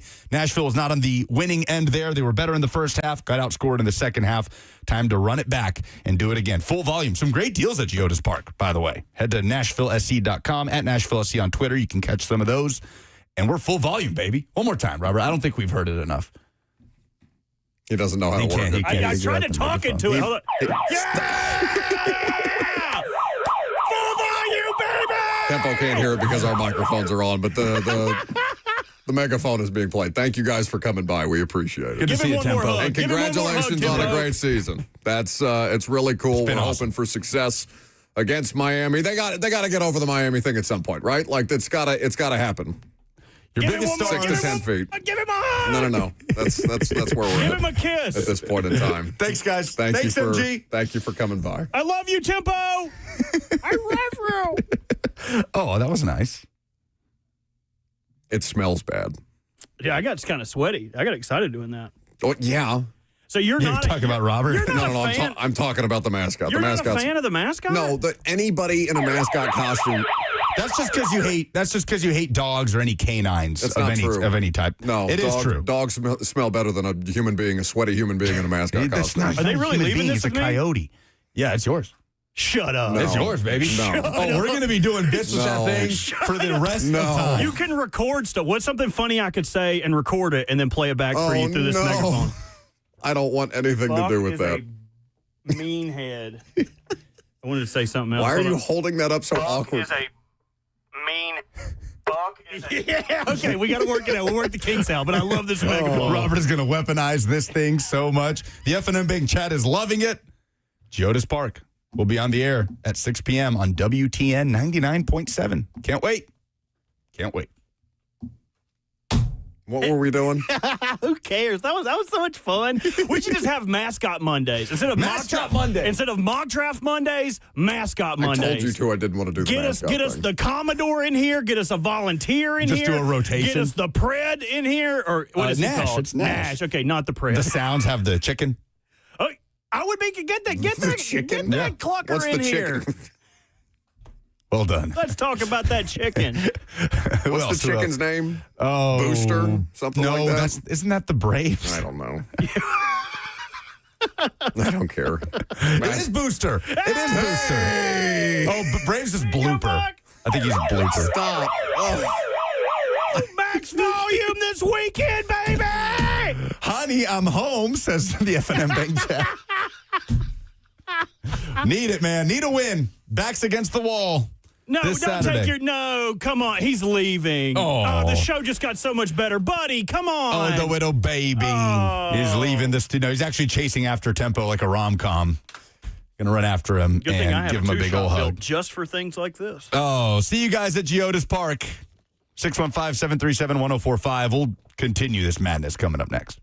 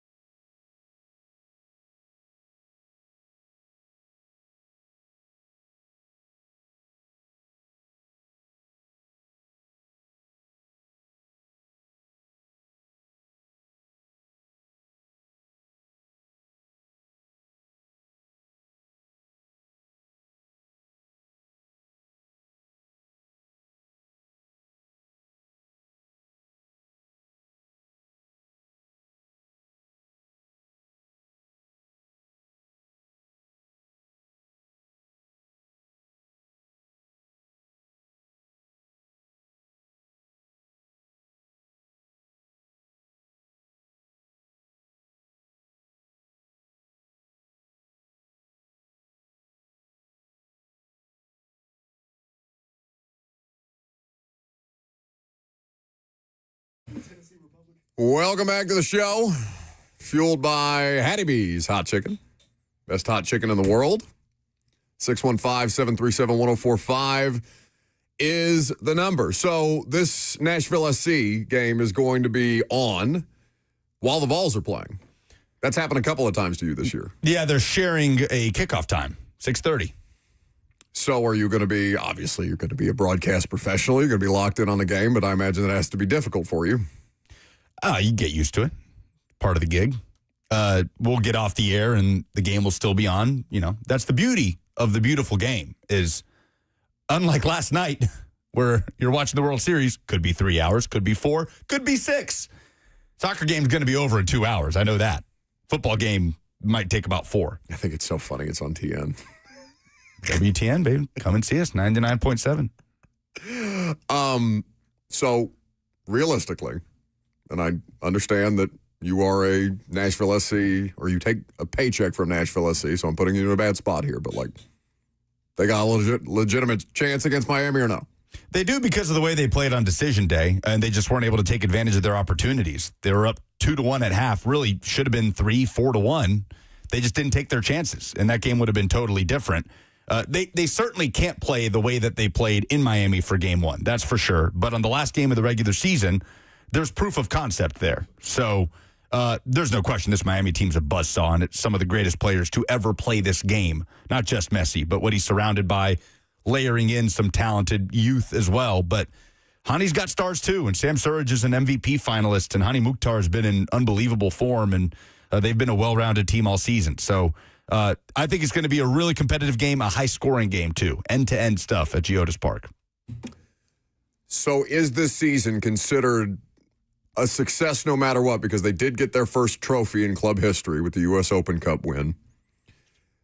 But if they lose in the first round of the playoffs, tell me how to manage expectations for that, because it is a bit convoluted in soccer to determine if you don't win your league, but you did win this thing that's second, like it's secondary in importance, but not much. How many more important trophies are there in MLS play than the U.S. Open Cup? Not many, because there's only so many trophies you can play for. Like, right. You only get so many chances to earn silverware. So, yeah, both are true. Like, this season has already been a success. They are ahead of schedule on where most would have predicted them going into 2025. And they're also not finished, and they want to force a Game 3. And last year, Miami, after setting a record for regular season points in Major League Soccer, played Atlanta United in that first-round best-of-3 series, lost in Game 1, and then got beaten Games 2 and 3. So we have seen this happen before, and Nashville SC is trying to repeat that. I think it's going to be a great crowd on Saturday. There's a lot of juice with this team. Like you said, it's the only competitive team in Nashville right now. It's the only team doing things at a high level from top to bottom, the first team. Professional team, excuse me. You're right. But from the first team down to Huntsville City, the MLS Next Pro affiliate down there, a feeder system, essentially. So, yes, they will have opportunities in this game to push Miami and to force a Game 3, which will be a huge challenge in and of itself. But it has been a fun ride, and no matter what, we'll look back at 2025 as a huge step for Nashville in this 2.0 and this next step for them as a club, this next phase. Well, hoping for a good result.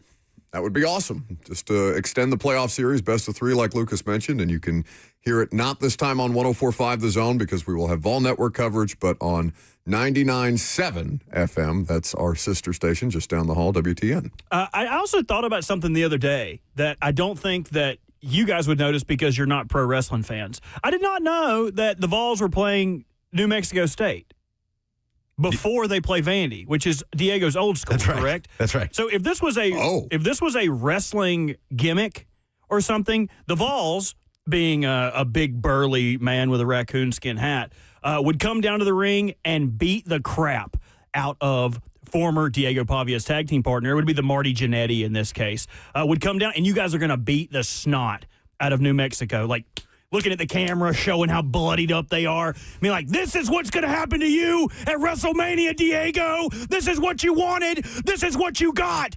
So the whole week coming into this, Diego's doing promos, getting ready for this game. Like, I saw what you did to New Mexico State, and I saw how you embarrassed them in front of all of these people. But one thing I want you to know is I'm not scared of you, Vol Nation. I'm not scared of what you did to them because they're not me. I made them me. And now I am me. And he's going to run out into the field. He's going to be covered in GLD chains. Johnny Manziel cornering him like Michael P.S. Hayes from the Freebirds, rubbing those hands together. And they're going to walk out there and they're going to put on a 60-minute classic. Ric Flair, Shawn Michaels, the end of an era. I'm sorry, I love you. Before they kick the other one's head off, cover him for the 1, 2, 3. Ric Flair has to retire and then come out of run retirement to have one final match at the Nashville Fairgrounds, which will be a Diego autograph signing. Who knows? But I just didn't know if you guys noticed the parallels between those two things. You might as well have been speaking a different language for about 60 seconds there. No, I got the Ric Flair, Shawn Michaels reference. I've seen that meme before. I've definitely seen that meme before. I didn't know you guys were playing. So that's exciting. And New Mexico State has been dreadful this year. They've been really bad. I didn't know who would be the good guy and who would be the bad guy because, like, history is always written by the victors, right? Like, Blackbeard is a bad man, but, like, a bunch of pirates probably didn't think he was a bad man. So it's different to discuss, like, okay, who's the good guys and who's the bad guys? Because if this was classic wrestling, and I'm not Vols fans before you send me hate mail and whatnot, Vandy would be the good guy. Where do they send their hate mail? To 10 Music Circle East. No. At Robbie_Walsh on X. And I think on Instagram, too. I need to get those numbers up. But the Commodores would be the good guys, right? Like, they've been down. They stunk for so long. They fought their way up. Everybody loves a good underdog story. And then there's you guys who, respectfully, are very mean on Twitter. Very, very. You guys give me Hunter Hearst Helmsley vibes if Hunter Hearst Helmsley was a redneck. I don't. That's that? Triple H, Paul Levesque. Oh. But I wish you guys knew anything about wrestling history. Sorry, it would buddy. make all of my references hit so much harder. I had a great time at John Cena's last match in Paris. Hey, his last cool. Monday Night Raw appearance is next week, or did I already miss it? Was it last night? I just don't think you're going to get me to care about these things unless I can go and, like, sit in a good spot. Yeah, I'm sorry. I don't have Jelly Roll money to fly you to. Well, when I got you those tickets, for your birthday, we sat fifth row. Hey, that was very nice. That was the closest I've ever sat. It was cool. Usually I sit in the dark corner and just get tore up from the floor. No, listen, I'm down. Like, live events that I don't have to work, I'm down. And wrestling is objectively fun, but I can't get into it's hard for me to get into it as a television property, even though I'm hugely impressed by the fact that they can run a live event that seamlessly within the construct of television. Like, the fact that they have College Game Day producers getting it done with so many different moving pieces and parts. Like, it's awesome to watch that in real time. Anyway. Oh, we have some news. What do you have? There have been arrests. You got to be careful when you say that. There have been arrests made in the Louvre jewelry heist. Oh, that is actual news. Oh, wow. Yeah. I've been obsessed with this story the last couple of days. Two men who allegedly, from the New York Post, stole $100 million worth of France's crown jewels during a daring daytime heist at the Louvre Museum were arrested Saturday night as one suspect was captured trying to flee the country. Two others are still believed to be on the lam. I love that phrase. Such a great phrase. Did you see the picture of the guy who was allegedly supposed to be the lead investigator, the French lead investigator on the case, I guess? And there's a picture of him standing, and he looks like a character out of Sherlock Holmes. Looks like the most French detective ever. Well, but he kind of looks like somebody who might also rob the Louvre. That's great. So the cop, there's a French policeman kind of standing back and to his left a little France, bit, where the detectives look like criminals and the criminals look like detectives. That's right. And so the cop, there's a cop in the picture, kind of staring a little, questionably at the alleged detective in this situation, be like, "There's your guy, boys." That's awesome. Do you see what George Clooney had to say? Like, he was asked about it because they're making an Ocean's 14. They are. They're writing it. He said the script is done. Why? I'm going to watch it. But but you're.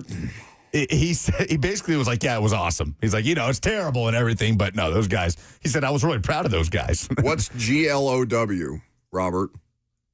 Glow, Gorgeous Ladies of Wrestling. It is Netflix took the premise of how it started and all the women and then wrote like a sitcom-y wrestling biopic about the start of Glow. And like back then, women were either thought of as like pretty faces. They weren't really wrestlers. But then all of these women were like, no, we can do the athletic stuff the men can do. Came up with their own characters. Who's that surfer chick in wrestling you were showing us that is just a freak athlete? Oh, Sol Ruka. She is incredible. I don't know if she's really hurt or not right now. Either way, she's incredible. Glow is a lot of fun. I only watched the first season. I just got bogged down, but fun watch. Fun watch if you want a little wrestling in your life. This can't be real. This image. Did you see the picture? The detective that's investigating. This is Can you see it on his screen? Unbelievable. It's awesome. That's the guy.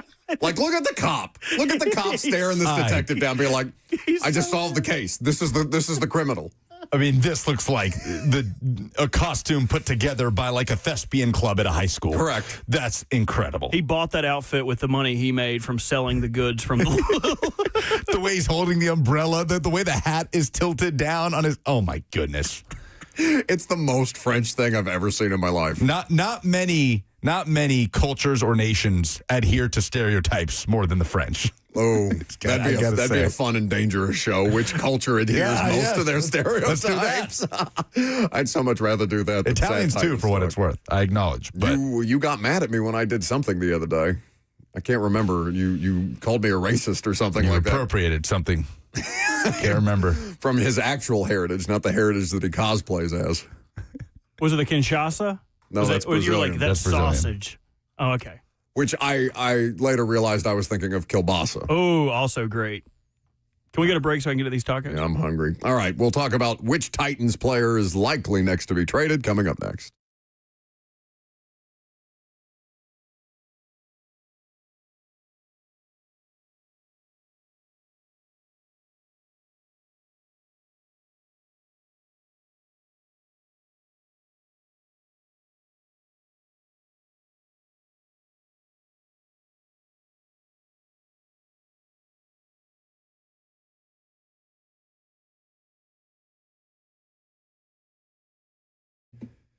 The Tennessee Men's Clinic is here to help you if you are experiencing performance issues. That happens to guys a lot as they age. It's something that you got to be aware of to make sure that you're prepared. And that's what the Tennessee Men's Clinic has been helping guys for over a decade do, to make sure you're prepared for that next phase in life and to make sure that you understand that those performance issues don't have to be inevitable. The Tennessee Men's Clinic will find a treatment path that makes the most sense for you as the individual, because the treatments aren't cookie cutter. They're tailored to your specific situation. No one size fits all. Too many guys rely on pills that don't work or come with nasty side effects. There are better treatments that are out there, and sometimes it's a combination of those things that finally unlock the results that you've been missing. Your initial appointment is only $99 and includes a full medical consultation, blood work, and if medically advised, a test dose right there in the office. So call them today at 615-208-9090. That's 615-208-9090, or book easily online at TennesseeMen'sClinic.com. Somehow we didn't really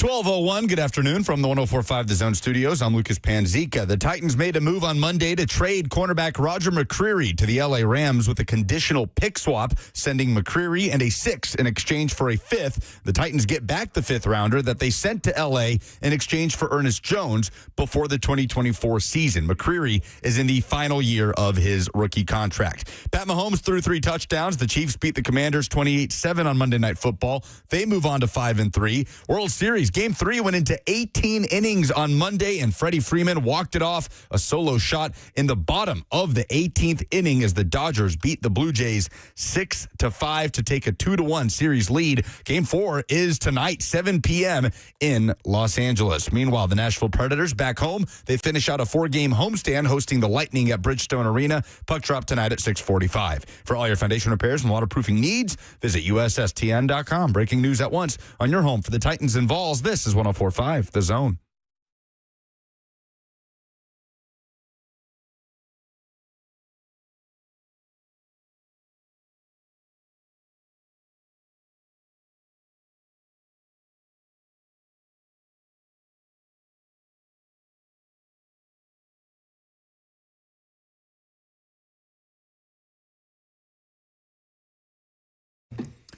So Roger McCreary becomes the latest Titan traded to the Los Angeles Rams. Sean McVay was speaking at a press conference yesterday. Did you guys happen to see McVay's comments about Roger McCreary? No. He was talking about McCreary more as depth than he was as a starting player, and maybe that's in the onset of acquiring him, getting him up to speed in their defense. But I did think it was notable that the Rams seem to view Roger McCreary as a depth piece as much as they do a player that can, plug and play in their defense. Are you saying he was overvalued by Titans fans who believe that they should have gotten a second-round pick back for him? Well, anybody who said that they should have gotten a second-round pick back for him are nonsensical and not serious and not paying attention to how this stuff actually works. Listen, I'm not going to nitpick the compensation without knowing what else was out there. And I don't right now know what else was out there. So at some point, if that information comes to light and we determine that the Titans took a lesser deal just to move McCreary, then I think it's fair criticism. And I think Robert made really good points. I think his tone was bad yesterday. Oh, his tone was bad. Yeah. I know it because I do it. Are you not kidding? Oh, yeah, his tone was bad. I was frustrated. Stop. It's true. I thought you were doing a bit. I thought you were doing a bit. No, I think that people weren't listening to him because his voice kept elevating and he was yelling at people. Yeah, because he was frustrated because, yes, everything sucks right now, but people will look at a trade that on paper is reasonable in a vacuum without any of the other context around it. And I get the other context matters, but people will see it and they'll look at it and they'll say, okay, yeah, that makes sense. But anyway, no, this is terrible because it's the Titans and everything they do is terrible, even if they do something that makes sense, which is also what you were doing yesterday. So I think he was frustrated by that. No, I wasn't. What I was doing yesterday is I don't care if they're mad today. They're allowed to be mad today. You know what? It's if that's the emotion that you get out of, if you want to be mad about your football team sucking right in this immediate moment, I'm okay with you being mad about it, even if it's irrational. Sure, but what is dumb is to look at this trade and be mad because the deal itself, Agreed. The deal itself makes sense. The deal's fine. Right? It's not the best deal in the world. Yeah. It's not the worst deal in the world. Does it make you feel great about the future and where everything is and where it's headed? No. Absolutely not. No. So I thought that Robert made really, really good points. I think that people were unwilling to listen to him because his voice kept getting louder, and I, in turn, was raising my voice. And there's no way that's true, Buck. I know, buddy. It's okay. We got through it. So I went through and looked at the expiring contracts that the Titans have. They have either unrestricted free agents or restricted free agents that have expiring deals in 2025. There's almost 30 of them. There's 29 players. So some of those guys, you have exclusive rights. So the ability to negotiate with them first, as opposed to letting them hit the open market, like the C.J. Ravenels. Ravenel or Ravenel?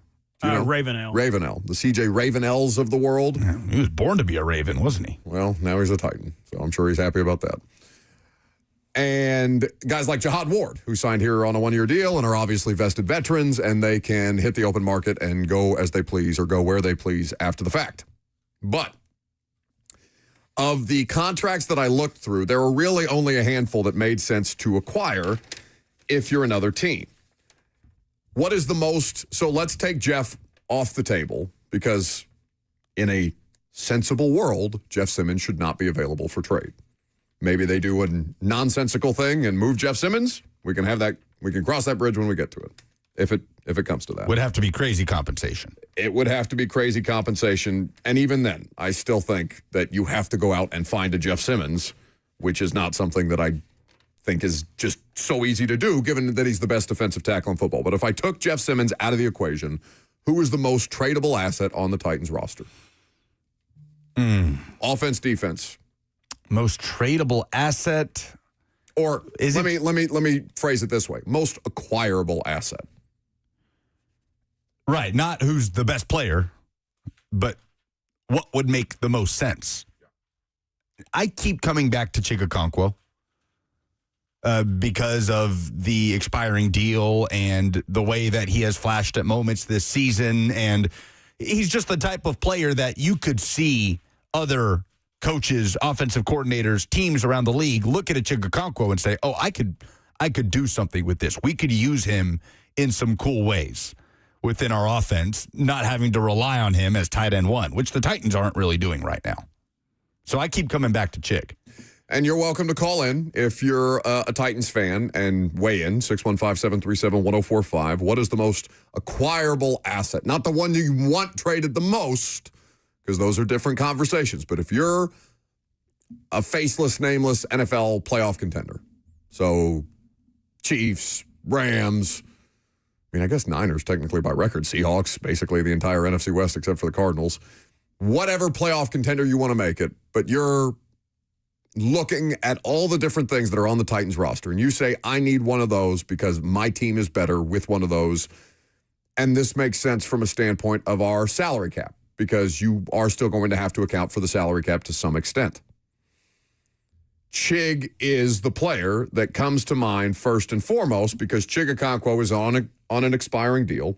You have paid down a good deal of his contract, and if you want to keep Chig, you can extend Chig, or excuse me, you can re-sign Chig, and if you don't, you can let him walk, and Chig can go play somewhere else and potentially have a success with another franchise, if that is the choice that you want to make. But the names that I came up with, and I've got, 4 players on expiring deals that make sense. 5 players on expiring deals that make sense. Arden Key, Jihad Ward, Chig, Sebastian Joseph Day, Kevin Zeitler.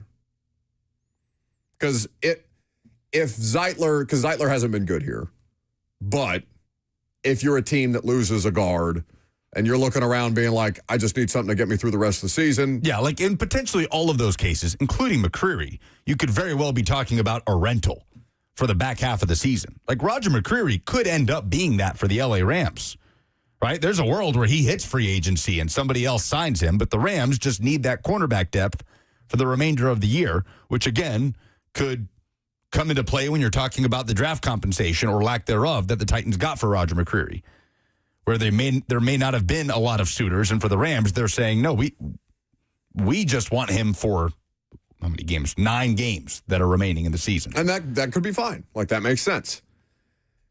So, outside of those guys, the multi-year deal players that I think people would want traded, I think there's probably not a Titans fan out there. I mean, Snead is the first name out of your mouth, but Snead is not tradable on injured reserve. Yeah, the F&M Bank chat is saying Calvin Ridley, but the contract hangs over all of that.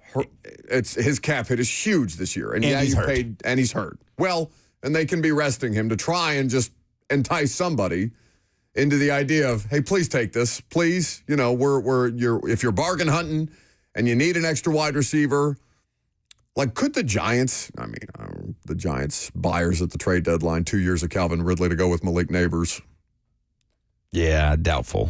Well, to play devil's advocate, this is the highest cap hit that is on Calvin Ridley's contract. It's 28.5 this year. It only goes down. Next year, you can get out or offer an extension to lower the amount of money that he's due next year. And if you were to release him, say it was a 1-year rental, you cut him, you make $13 million back on your salary cap, but you would have $13 in dead money. So if you wanted to sign him to an extension that would lower his cap number or offer a more digestible number, I could understand a team trading for him. I don't think that team would be the Giants, who have a lot of pasture in front of them, and they don't need to be running over deer. Nice. How about that? Robert with the metaphor. That was a Coach Mack-esque metaphor.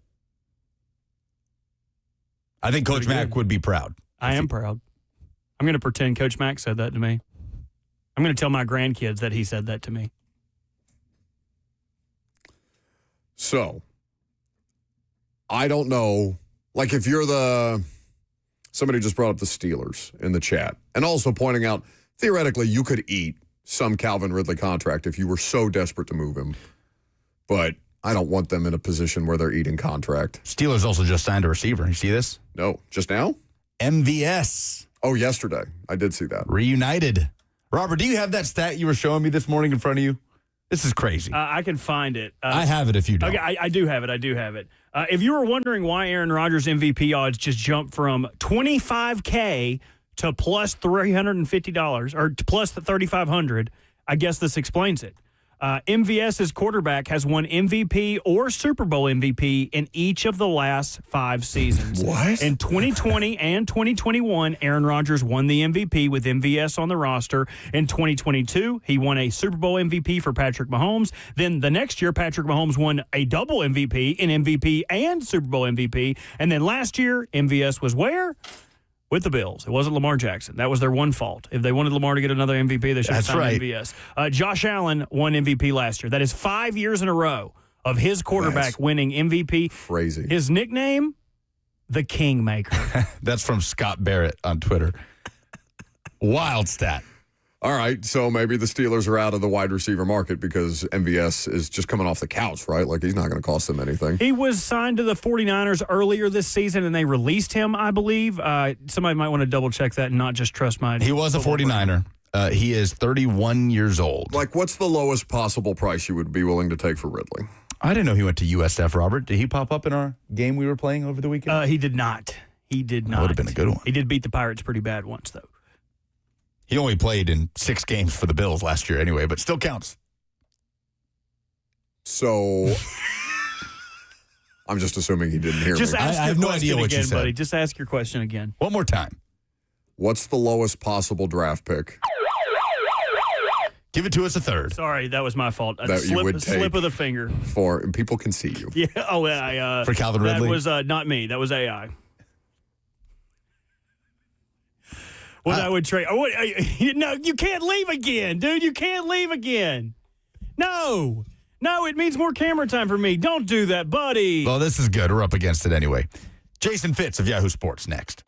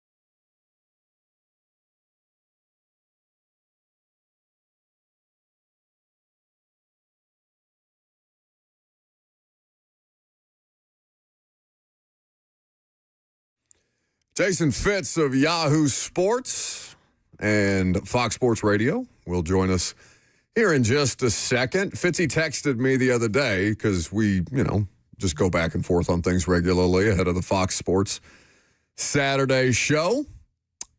And we were talking about the idea of the upcoming trade deadline. Fitzy, I've been thinking about that question since you texted it to me yesterday. Who's the most interesting name ahead of the NFL trade deadline? And I can't come up with a one because honestly, what would be the most shocking thing to happen at the deadline this year specifically? There's not a player that would get moved that way. Like, is Kirk Cousins somebody that's going to, get everybody all fired up for a contending team with a quarterback injury? That doesn't make any damn sense.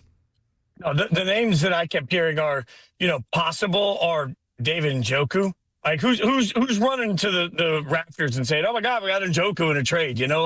I just don't think there's a lot of value there, Bucket. And, where this becomes interesting, particularly, look at the Titans, right?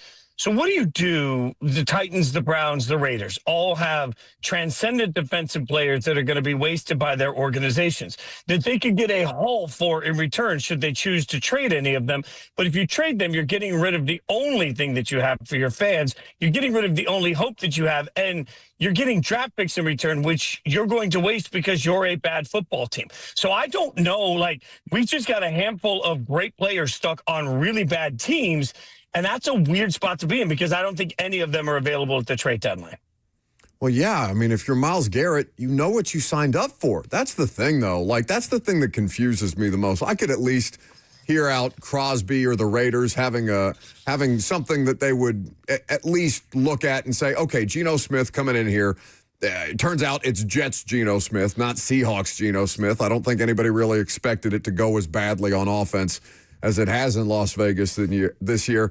And I don't know, Tennessee is such a weird circumstance because there was reasons to be skeptical of it, but I can't, Fitzy, there is no world in which you would have told me last season en route to going 3-14 that this year's Titans team would actually be worse than last year's team, and Jeff Simmons is going to be playing his best football. It's just bizarre.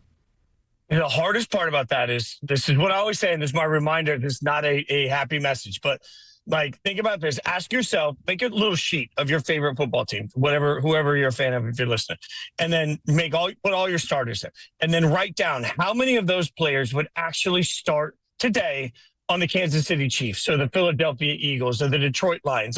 That's the most honest assessment that you'll ever get of your roster, is ask yourself how many true starters that you have on your team that would start for a playoff caliber football team. Once you do that math, now you've identified how many starters you need to address. So in the case of the Titans, what is it, 20? 21 starters you need to address? Okay. So if you need to address 20 or 21 players across the board, a home run, Hall of Fame. I had one former GM tell me that a Hall of Fame offseason is getting 6 impactful starters in one offseason. That's Hall of Fame worthy. So now ask yourself, if you need 20 or 21 starters before you're even in a situation where you can maximize Simmons, it makes no sense to get rid of him. I'm acquiescing to that. But you're also trapped because at the very least, you'll need 2, maybe 3 off seasons to get a roster like the Titans have or like the Raiders have. You would need that many years to get that roster to a spot where it can actually be competitive. That's suffocating when you do the math. But again, you don't get better by getting rid of the only players that you have that you can build around. So that's why you're stuck as a franchise. At Jason Fitz is where you can follow him. You can watch Yahoo Sports Daily with Caroline Fenton and Jason Fitz and all the great guests that they have on a regular basis. You can hear him on Saturdays on Fox Sports Radio with me from 5 to 7 Central. So we just saw the Titans go up to Indianapolis and lose in blowout fashion, Fitzy, as the Colts have the best record in the NFL. Nobody can dispute that. There's an argument that can be made that they have been and are playing better than anybody in the NFL. But are they the best team in the NFL? No. Look, they're the second best team in the AFC today behind Kansas City. And if Kansas City had Rashee Rice from week 1, I'm not sure Kansas City wouldn't be undefeated right now. We saw last night was a bad Chiefs game. They were sloppy a couple of times. They had some stupid pre-snap penalties, a couple of turnovers they absolutely shouldn't have. And they still were never, even with Mariota, the quarterback, you can make all the excuses you want. They were never threatened. The hardest part is how do you stop this version of the Chiefs offense? So the best team in the AFC is, to me, clearly the Kansas City Chiefs. So by the end of the year, It's going to be clear. I think the Kansas City Chiefs are going back to the Super Bowl yet again. I don't think anybody stops that. The Colts are in that next level, though. Like, they're not on the same range. Like, look on the NFC side. Do I trust the Colts more than I trust even the Lions, who are decimated by injuries? No. Like, the Eagles, we say they're broken, but all they do is win football games. So I think the Colts have squarely put themselves, like, if I like to, instead of trying to rank teams, I like to ask myself, the former degenerate in me, like, what shelf of alcohol would they be? Like, there's top shelf and then there's well, right? Like, so we know who's in the well, we know who is in the top shelf.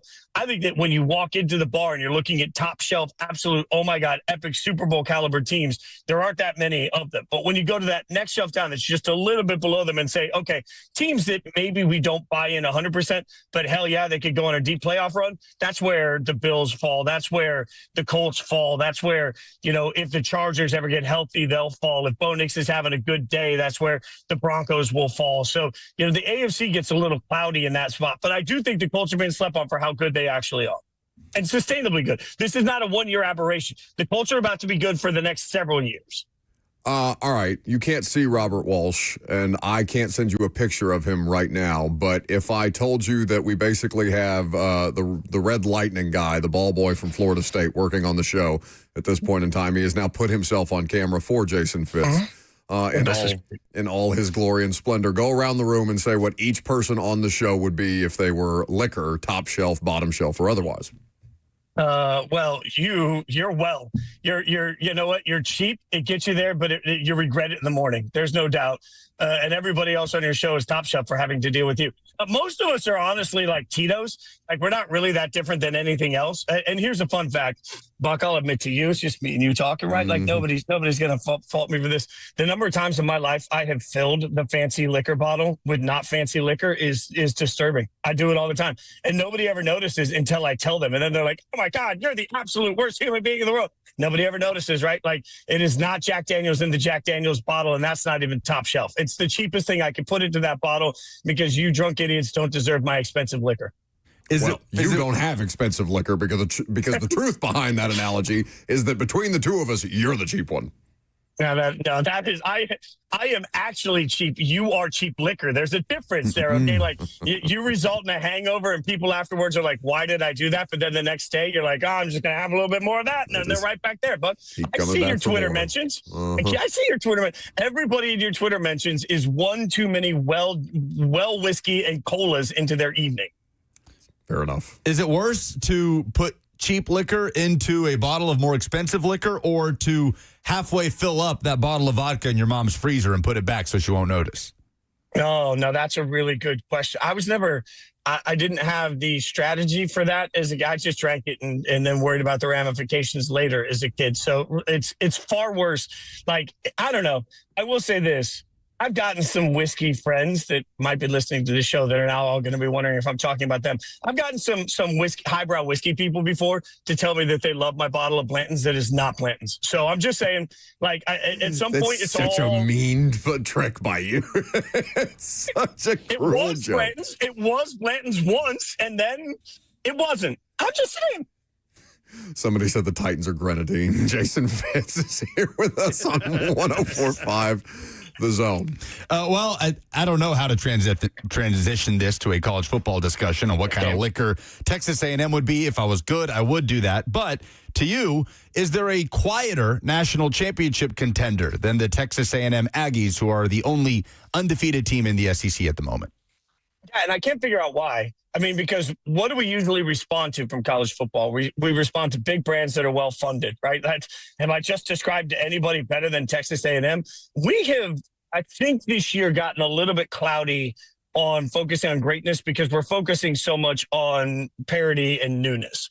And so I would argue, like, my only clapback to your Texas A&M thing is, how much are we actually talking about Ohio State right now? Who is the number one team in the country, right? But Indiana is a great story, and Georgia Tech's a great story, and Vandy is obviously an incredible story. Like, we all know this. BYU is a great story, right? Like, so we're just not paying attention to it. Like, it's going to be very interesting if we end up with Alabama, Ohio State for the national championship, for example. But I do think when you want to start talking about it, I think Texas A&M has been a little bit lumped into the common misconception that the SEC is down across the board. And that's because we're so used to the SEC absolutely dominating the top that now it's like, well, the SEC isn't what it was, which is just what everybody wants to say when they're trying to find a reason to hate. Like, I think what we've got, again, we got A&M. And at this point, I will loudly scream how wrong I was about Bama. I thought Bama had fallen off a cliff. Bama has not fallen off a cliff. I was wrong. I'm still trying to figure out how much we can trust Gunner and Georgia, but I think that the top notch of the SEC and the top notch of the Big Ten don't deserve to be slept on at all. They're just not as sexy a story as Georgia Tech, who's going to make it to the college football playoff and then get Indiana right out of that thing like Indiana did last year. So, it's funny how we love this sexiness of the new, but yes, we are sleeping on A&M, who has a very legitimate chance at a national championship this year. I also just think that there's, Mike Elko is not out here cutting promos on people. Like he's an interesting story for sure, and he's definitely less polarizing than your average SEC coach, right? There's not these reports that are coming out about Brian Kelly, how he basically ran the program from a distance, which means that he wasn't involved hardly at all, it seems, or at least at the level that you expect somebody taking that kind of a job and that kind of money to do. And also Marcel Reed Diego Pavia is he's a cartoon character, right? Like he's got a lot of personality to him. And I'm not saying that Marcel Reed doesn't, but they're just going about the business of winning football games, and they're doing so effectively. And I don't think that grabs a lot of attention, ironically enough, in the social media driven narratives that get created about the way that we talk about these things. If we did a blind resume test today of Diego Pavia versus Marcel Reed, the resume for Marcel Reed is better. But nobody is talking about Marcel Reed for the Heisman because Marcel Reed is not, to your point, a great game day story, right? Like a Texas A&M quarterback being very good is not something that game day is going to focus on. Oh, my God, I can't believe Vandy's got this guy, becomes part of the marketing point. And the Elko point of this is go ahead, Buck. No, I was just going to say, Pavia doesn't even have the Haynes King resume. Like as a player, you know what I'm saying? Like it's that kind of thing. Anyway, I'm sorry to interrupt you. No, and the Elko part of it is interesting because I keep saying with the coaching hires that are about to come, everybody's got to find their Mike Elko. Easier said than done. Like who's the next Mike Elko? Like I just don't think that we necessarily understand how quiet Elko's entire reign has been from the day he was hired to where he is now. It's a reminder that they always say hire right, don't hire the name, which is way easier said than done. And it's a perfect example of how it works at Texas A&M. How stunned will you be if Lane Kiffin is the head coach at Ole Miss next year? I'm the one contrarian. Everybody tells me I'm an idiot. Think about this. Lane Kiffin has such a good job that, as I said before, he lost a game a week ago Saturday that he should have won. If he lost that game at Florida, if he lost that game at LSU, they'd be calling for his job. They'd be sitting outside of his house. They'd be destroying his life when he tries to go to Costco to buy groceries, right? And Ole Miss, they're like, "No worries, coach, we'll get him next time." Like, I think there's a quality of life to Ole Miss. He's got a national championship shot. Everybody says, well, it's easier to win a championship at LSU. Okay, Ole Miss can clearly win a national championship. They haven't figured out how to do it yet, but it's not for a lack of the ability. They are in proximity to be in the national championship race. I think Kiffin's going to end up the highest paid coach in the country. I do believe that. I just think it's going to be an Ole Miss. And I don't think, as much as everybody talks about the systems and what's in place, in modern recruiting, you can private jet your kids everywhere. I know kids in high school when I was working around rivals that as part of their scholarship, they got first-class tickets for their family to go to every single game. So as long as there's an airport, I don't really think proximity matters anymore. I don't think history really matters to recruits anymore. I think funding matters, and can you get guys out of the transfer portal? So, like, does he really have a better shot at a championship at LSU, or do we just want to believe that because we know that LSU is the best job of all of the job openings? I think Lane Kiffin would be smart to stay right where he is. Not all Power 4 jobs are created equal, but of the names or the jobs that are going to be open right now, there are quite a few high-profile programs. If you are an athletic director at one of these programs that is considering either already made a coaching change or is considering making a coaching change at the end of the year, would you even consider Brian Kelly for another job? No, because I don't think he understands modern college football. I do think what's wild about that is, think about it. Again, we'll go to blind resume.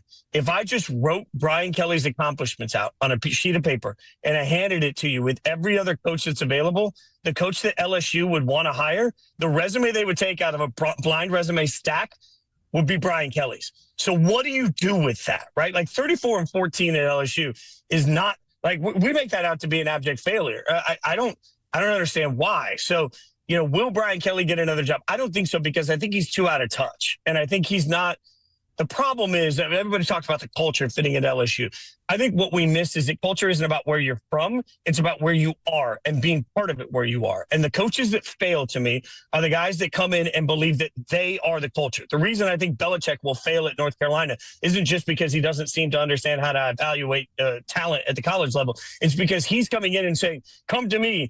I am the beacon of light. I am the culture of North Carolina. I don't think it works that way. Part of the reason I was with game day the year that we went down there during Coach O's tenure, and I walked around and I thought, man, it doesn't matter if this guy can coach. Like, he gets this community. Now, at some point, it did matter if he could coach. I understand that. But the best of the best think that they can walk in and just suddenly they become the beacon of light in a dark, dark world.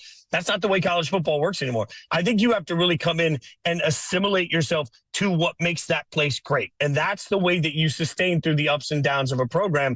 Brian Kelly is not willing to do that. There's just way too much ego in the way that he conducts business for him to go in and get a meaningful job somewhere else. And I don't think that he'll swallow his pride enough to take a lesser job. Jason Fitz with us. With that said, what's the funniest college football culture to imagine Brian Kelly assimilating into and trying to cosplay as, the way he did when he arrived in Baton Rouge? Why isn't it LSU? I don't know if you're topping that. Yeah, fair enough. Yeah, I don't think you're topping LSU, but I would love to see him go in. I'd love to see him personally go in and just like pretend that he is the same guy that, at Clemson. There's something about the thought of going into Dabo's wake right after Dabo's like, man of God and everything's conservative. We don't use the transfer portal. Just seeing Brian Kelly get into that. Guys, I will tell you this like quickly. I know, but we talked to Stephen Godfrey on Yahoo Sports, one of our sports guys, college football guys on College Football Inquirer. We talked to him on Yahoo Sports Daily. He said that there are people around college football right now that expect there to be 40 job openings this year at the head coaching position in major college football. 40. So you start looking around like, well, Brian Kelly, could he get a job somewhere? Yeah. Is he really going to be an upgrade everywhere? No. But if there's 40 job openings coming, I'm just telling everybody, like, you think Penn State fans, you thought James Franklin was the worst? Wait till you see who you overpay next, because you're now the third best job in a cycle that doesn't even have a clear replacement for the best job opening, where some coaches may stay put. And all of a sudden we're asking for assistant coaches in Oregon that are too young and not ready for these positions to just leap up and take it. Like, I don't know, man. Like, if I'm sitting in Florida State, for example, I'm not firing Mike Norvell this year. I don't care how bad it is. I just don't want to go out and spend a bunch of money on the next Norvell when I'm going to be the 7th, 8th, 9th, 10th best job available. Good Lord. Like, this is wild what's about to happen in college football this year. It does make that Penn State decision seem we'll not predetermine the results before they go about this, but it does seem a bit short-sighted, to your point about the timing of the decision and the other jobs, like looking at the landscape of college football of what else could happen, because it's not like Brian Kelly being fired this year was the unthinkable, right? It's not like Billy Napier being fired this year was unthinkable. There's just there didn't seem to have been a lot of logic behind, other than, I'm tired of this guy. I want him out of here. Let's move on as fast as humanly possible, and we'll punt. Jason Fitz, at Jason Fitz is where you follow him. Yahoo Sports Daily is where you can watch him each and every morning with Caroline Fenton, and you can hear him on Saturdays with me on Fox Sports Radio. Thanks, buddy. Hey, by the way, Clark Lee, Vandy better back up that Brinks truck. Everybody's coming after Clark Lee. I'm just saying, back up that Brinks truck. Boy's going to get paid. A Jimmy Sexton client, too. We haven't talked about the Sarkeesian. Vandy needs to lay down that hammer Kurt Signetti style. Because if he wasn't a Vandy alum, we'd be talking about him like he gone. Come on, give him $8 million. You know what? Everybody on the show not named Buck deserves $8-9 million too. I love everybody but Buck. Hey, I love you too, Fitz. We'll see if I show up to work on Saturday. Get out of here. That's not Jason likely. Fitz. Well, liquor. It's Jason Fitz with us on 104.5 The Zone. Laying it down Kurt Signetti style, doesn't that sound a little dirty? Not when you look at They Kurt got to Cignetti. lay it down Kurt Cignetti style. How do you think Kurt Cignetti lays it down? Come I on imagine he walks into the bedroom. His wife is there awaiting his arrival, and he's wearing this Indiana robe. He's got a black Speedo with that eye slapped right on it, and he comes out there and disrobes like Bruce Almighty. And Oh, yeah, just like... everything escapes from his body. Because you could do that in the candy stripes. The candy stripe pants, they're breakaways. He's like, I'm about to treat you like a recruit and show you winning you ain't never had, girl. He says, Google me. I do a whole lot of winning. I'm assuming that he wears his pants above his belly button. Oh, Nah, he's got more swagger than that. Come on. Yes, as a man with a belly. Yes, and it's much better if you put your pants immediately under your belly so he can hang right over top of it. Yes. Let's make fun of the guys with regular belly button spacing. Bleep you. That's a low blow. We should try that with you one day. What? Trying to put my pants are below my belly. Put them to my. Oh, no. Is this Kurt Cignetti enough for you? Oh, sorry. I still have a frozen Jason Fitz on the screen. He's just smiling at us. Oh, Jason, what do you think about this look? Look at his face. Let's see. We are waiting for you to do a YouTube bit on FM radio at this point in time because I'm a little behind your actual broadcast. Am I Kurt Cignetti enough now? Am I turtly enough from the Turtle Club? Who does he look like? Turtle. Turtle. Looks like Sam Pittman. Think I'm going to go home and drink me a cold beer. All right, let's wrap this up. We'll do some polls. We'll get out of here. Oh, my God. Why does it look like you have a butt crack in the front of your stomach? That was really hurt. This is what folks that are not on YouTube are missing out on. You have a front butt. Why are you so rude to me? I pulled my pants up for all America to see. But God forbid a man pull his pants down, and then I'm fired. I'm Buck Rising. It's 104.5 The Zone.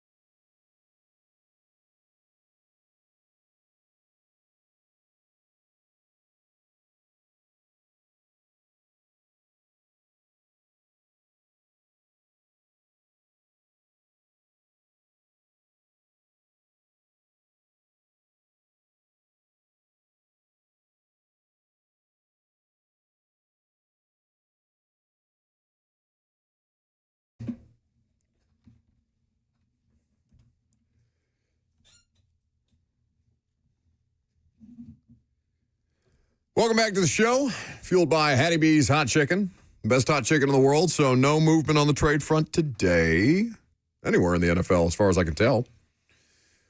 Keep you updated with Titans news as it becomes available. Transactions are made official at 3 p.m. So technically there's not a press conference that they have to get ahead of today if they wanted to make a transaction and then have Mike McCoy talk about it, though the coordinators did speak today. I haven't gone through because obviously I wasn't there. We're doing the show, and I think the coordinators spoke at 11. I assumed Denard Wilson was a good soldier about trading Raj McCreary and Jarvis Brownlee and, starting Jalen Armour-Davis and Sam Womack and now Darrell Baker Jr. is potentially in the concussion protocol and all these different things. So I don't know what else you're supposed to say other than Denard Wilson. Did you hear the question that Lauren Walsh asked him the week after Callahan got fired, because it was a different time I was able to go? No. She asked him about wanting to be a head coach, and he had a really good answer. And I hope he does get an opportunity. It's going to be tough for any first-time head coach because you're likely walking into a bad situation or a bad roster at the very least, right? But I thought he was very nuanced in the way that he said, of course I want to be a head coach. Like, that's ultimately my goal, but I'm trying to be where my feet are. I am where my feet are right now. I'm trying to be the defensive coordinator of the Tennessee Titans to the best of my ability. And a couple of different details there, but it was an interesting answer. You could see how he is a figure who would do well in a role like that, beyond being just a defensive play caller or something. Like, I don't want to diminish the job of defensive coordinator that he has right now, but I think that you don't have to be a great coordinator to be a good head coach, in the same way that being a good coordinator doesn't make you a good head coach. So I wonder what the next steps for a lot of people on this coaching staff are, him specifically. I feel like he will have a bright future coaching in the NFL, whatever that looks like, here or elsewhere. You want me to blind Russian roulette this phone call, or do you want me to just go to polls? That's not what it's called. What? Lucas, what's it called when we go to the phones without checking? I don't remember. God, you don't listen either. Nobody listens. He famously doesn't listen. It's Mystery Vortex. Do you guys want to Mystery Vortex? Line 1, you're up. Hey, how you doing? Great. Hey, yeah, this is Jason. I'm calling because the halftime show, I'm not, discriminating, but come on, man. Put somebody in there we know, man. 80, 90% of your crowd and what your crowd is. But to put that guy on for the Super Bowl halftime show, guess what? I would not be watching the halftime show. I watch some of the football games, but not the halftime show. Let's go Titans, baby. And why the heck they keep trading all our DBs? Like we won't be able to use them next year. All right, guys, I'm going to hang up and listen. I'm enjoying the show. Long-time listener, Nashville, Tennessee. Bye-bye. Hey, love you, Jason. All right, bye. Oh, that guy was a total loser. Wow. Halftime show outrage. Oh, that's what you're mad about. Yeah, me too. It definitely wasn't the end. That was like a month ago that we learned the halftime show. I am going to have to try so hard to remember to stay off Twitter during the Super Bowl, because I'm already so annoyed with the Bad Bunny stuff. I don't see any of it. It's awesome. All my algorithm's just like Beaver motivational videos. Have I seen you guys any of those? Oh, yeah. Multiple. God, they're incredible. Beaver motivational. What does that even you mean? won't tell me how high I can go. And it's like them, I want to fly, let me take you far And it's just beavers building a dam. And they're working hard. They're doing their life. They work really hard. It's really impressive. Motivational stuff for things that don't usually get the motivation. Is it AI? No. Okay, glad to know you don't watch the Instagram videos. I don't watch any of them. All right. I don't want that on my algorithm. After the show is over, that's too bad. Literally, our AI or our Instagram chat is called AI Animal Appreciators. No, it's AI. It's like artisanal animal videos. Oh, AI Artisanal Animal Appreciators. So, don't know what to do with you, dude. I can mystery vortex another phone call. Let's try it. Oh. Problem is they don't know we're Mystery Vortex. I don't care. They don't know they're on the air. All right, say hello. The football team is 1-7. What do you want from me? Line 1. Yo, what's up? What's up? Is that me? Yes, it is. Oh, snap. Okay. Hey, I don't really care about nothing going on with the Titans or anything right now. I'm just concerned about y'all because the way that y'all went off the show yesterday, I mean, I love y'all, man. Y'all my boys. This is T-Dog. And I just want to make sure y'all okay, man, you know, because it was kind of, you know, I just felt a little, like, heartbroken for y'all yesterday. And so I want y'all to know, Bert, you know, we love you. You know, we love all y'all, man. So y'all hash it out, okay? Y'all like number one show in the nation or something like that. Oh, y'all can be anyways, but appreciate y'all. Much love. T-Dog out. Hey, T-Dog in my heart, because I love you, dog. I love you, dog. Is he talking about you and me at the end? Maybe, yeah. Oh, no. We yell at each other all the time. Yeah. Over what dumber stuff than that. Oh, sometimes way smarter dumber stuff. Sometimes smarter stuff. No, than that. very rarely smarter stuff. No, nobody would accuse the show of doing smarter stuff. Rapid fire polls. Oh, gosh. Hold on. Hey, this is Brian Kelly if he gets the Rutgers job.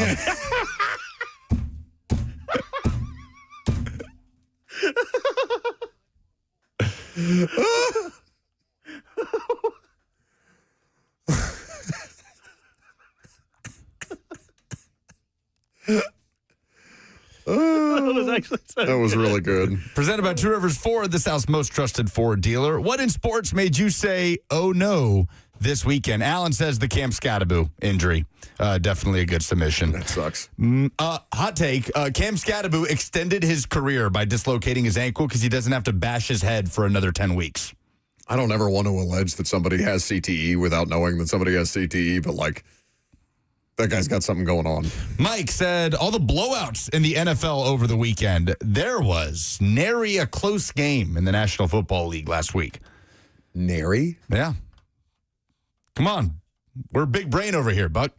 Let's see. One possession game. Really? Over the weekend. Oh, that's insane. Whole lot of blowouts. Did you watch all 18 innings last night? Yes or no? 93% say no, 7% are liars. Which Titans player should be the next one to be traded? Clay says Chig. Joseph says Pollard. Nobody's going to take Tony Pollard's let me not say that. It would be a surprise to me if somebody took on Tony Pollard's contract at his age and his price point. Jack says Draymond Jones, who has stacked 3 weeks in a row now with the sack. He is playing well. We have not mentioned him. The PR staff realized that nobody's talking about him because they put him out there on the podium for us to talk to yesterday. Please talk to Draymond Jones. Those are the polls. That's the show. Have a great rest of your afternoon. Bert and I are off prime time tonight, but you can still go hang out there. And we will see you tomorrow morning at 10 a.m. on 104.5 The Zone.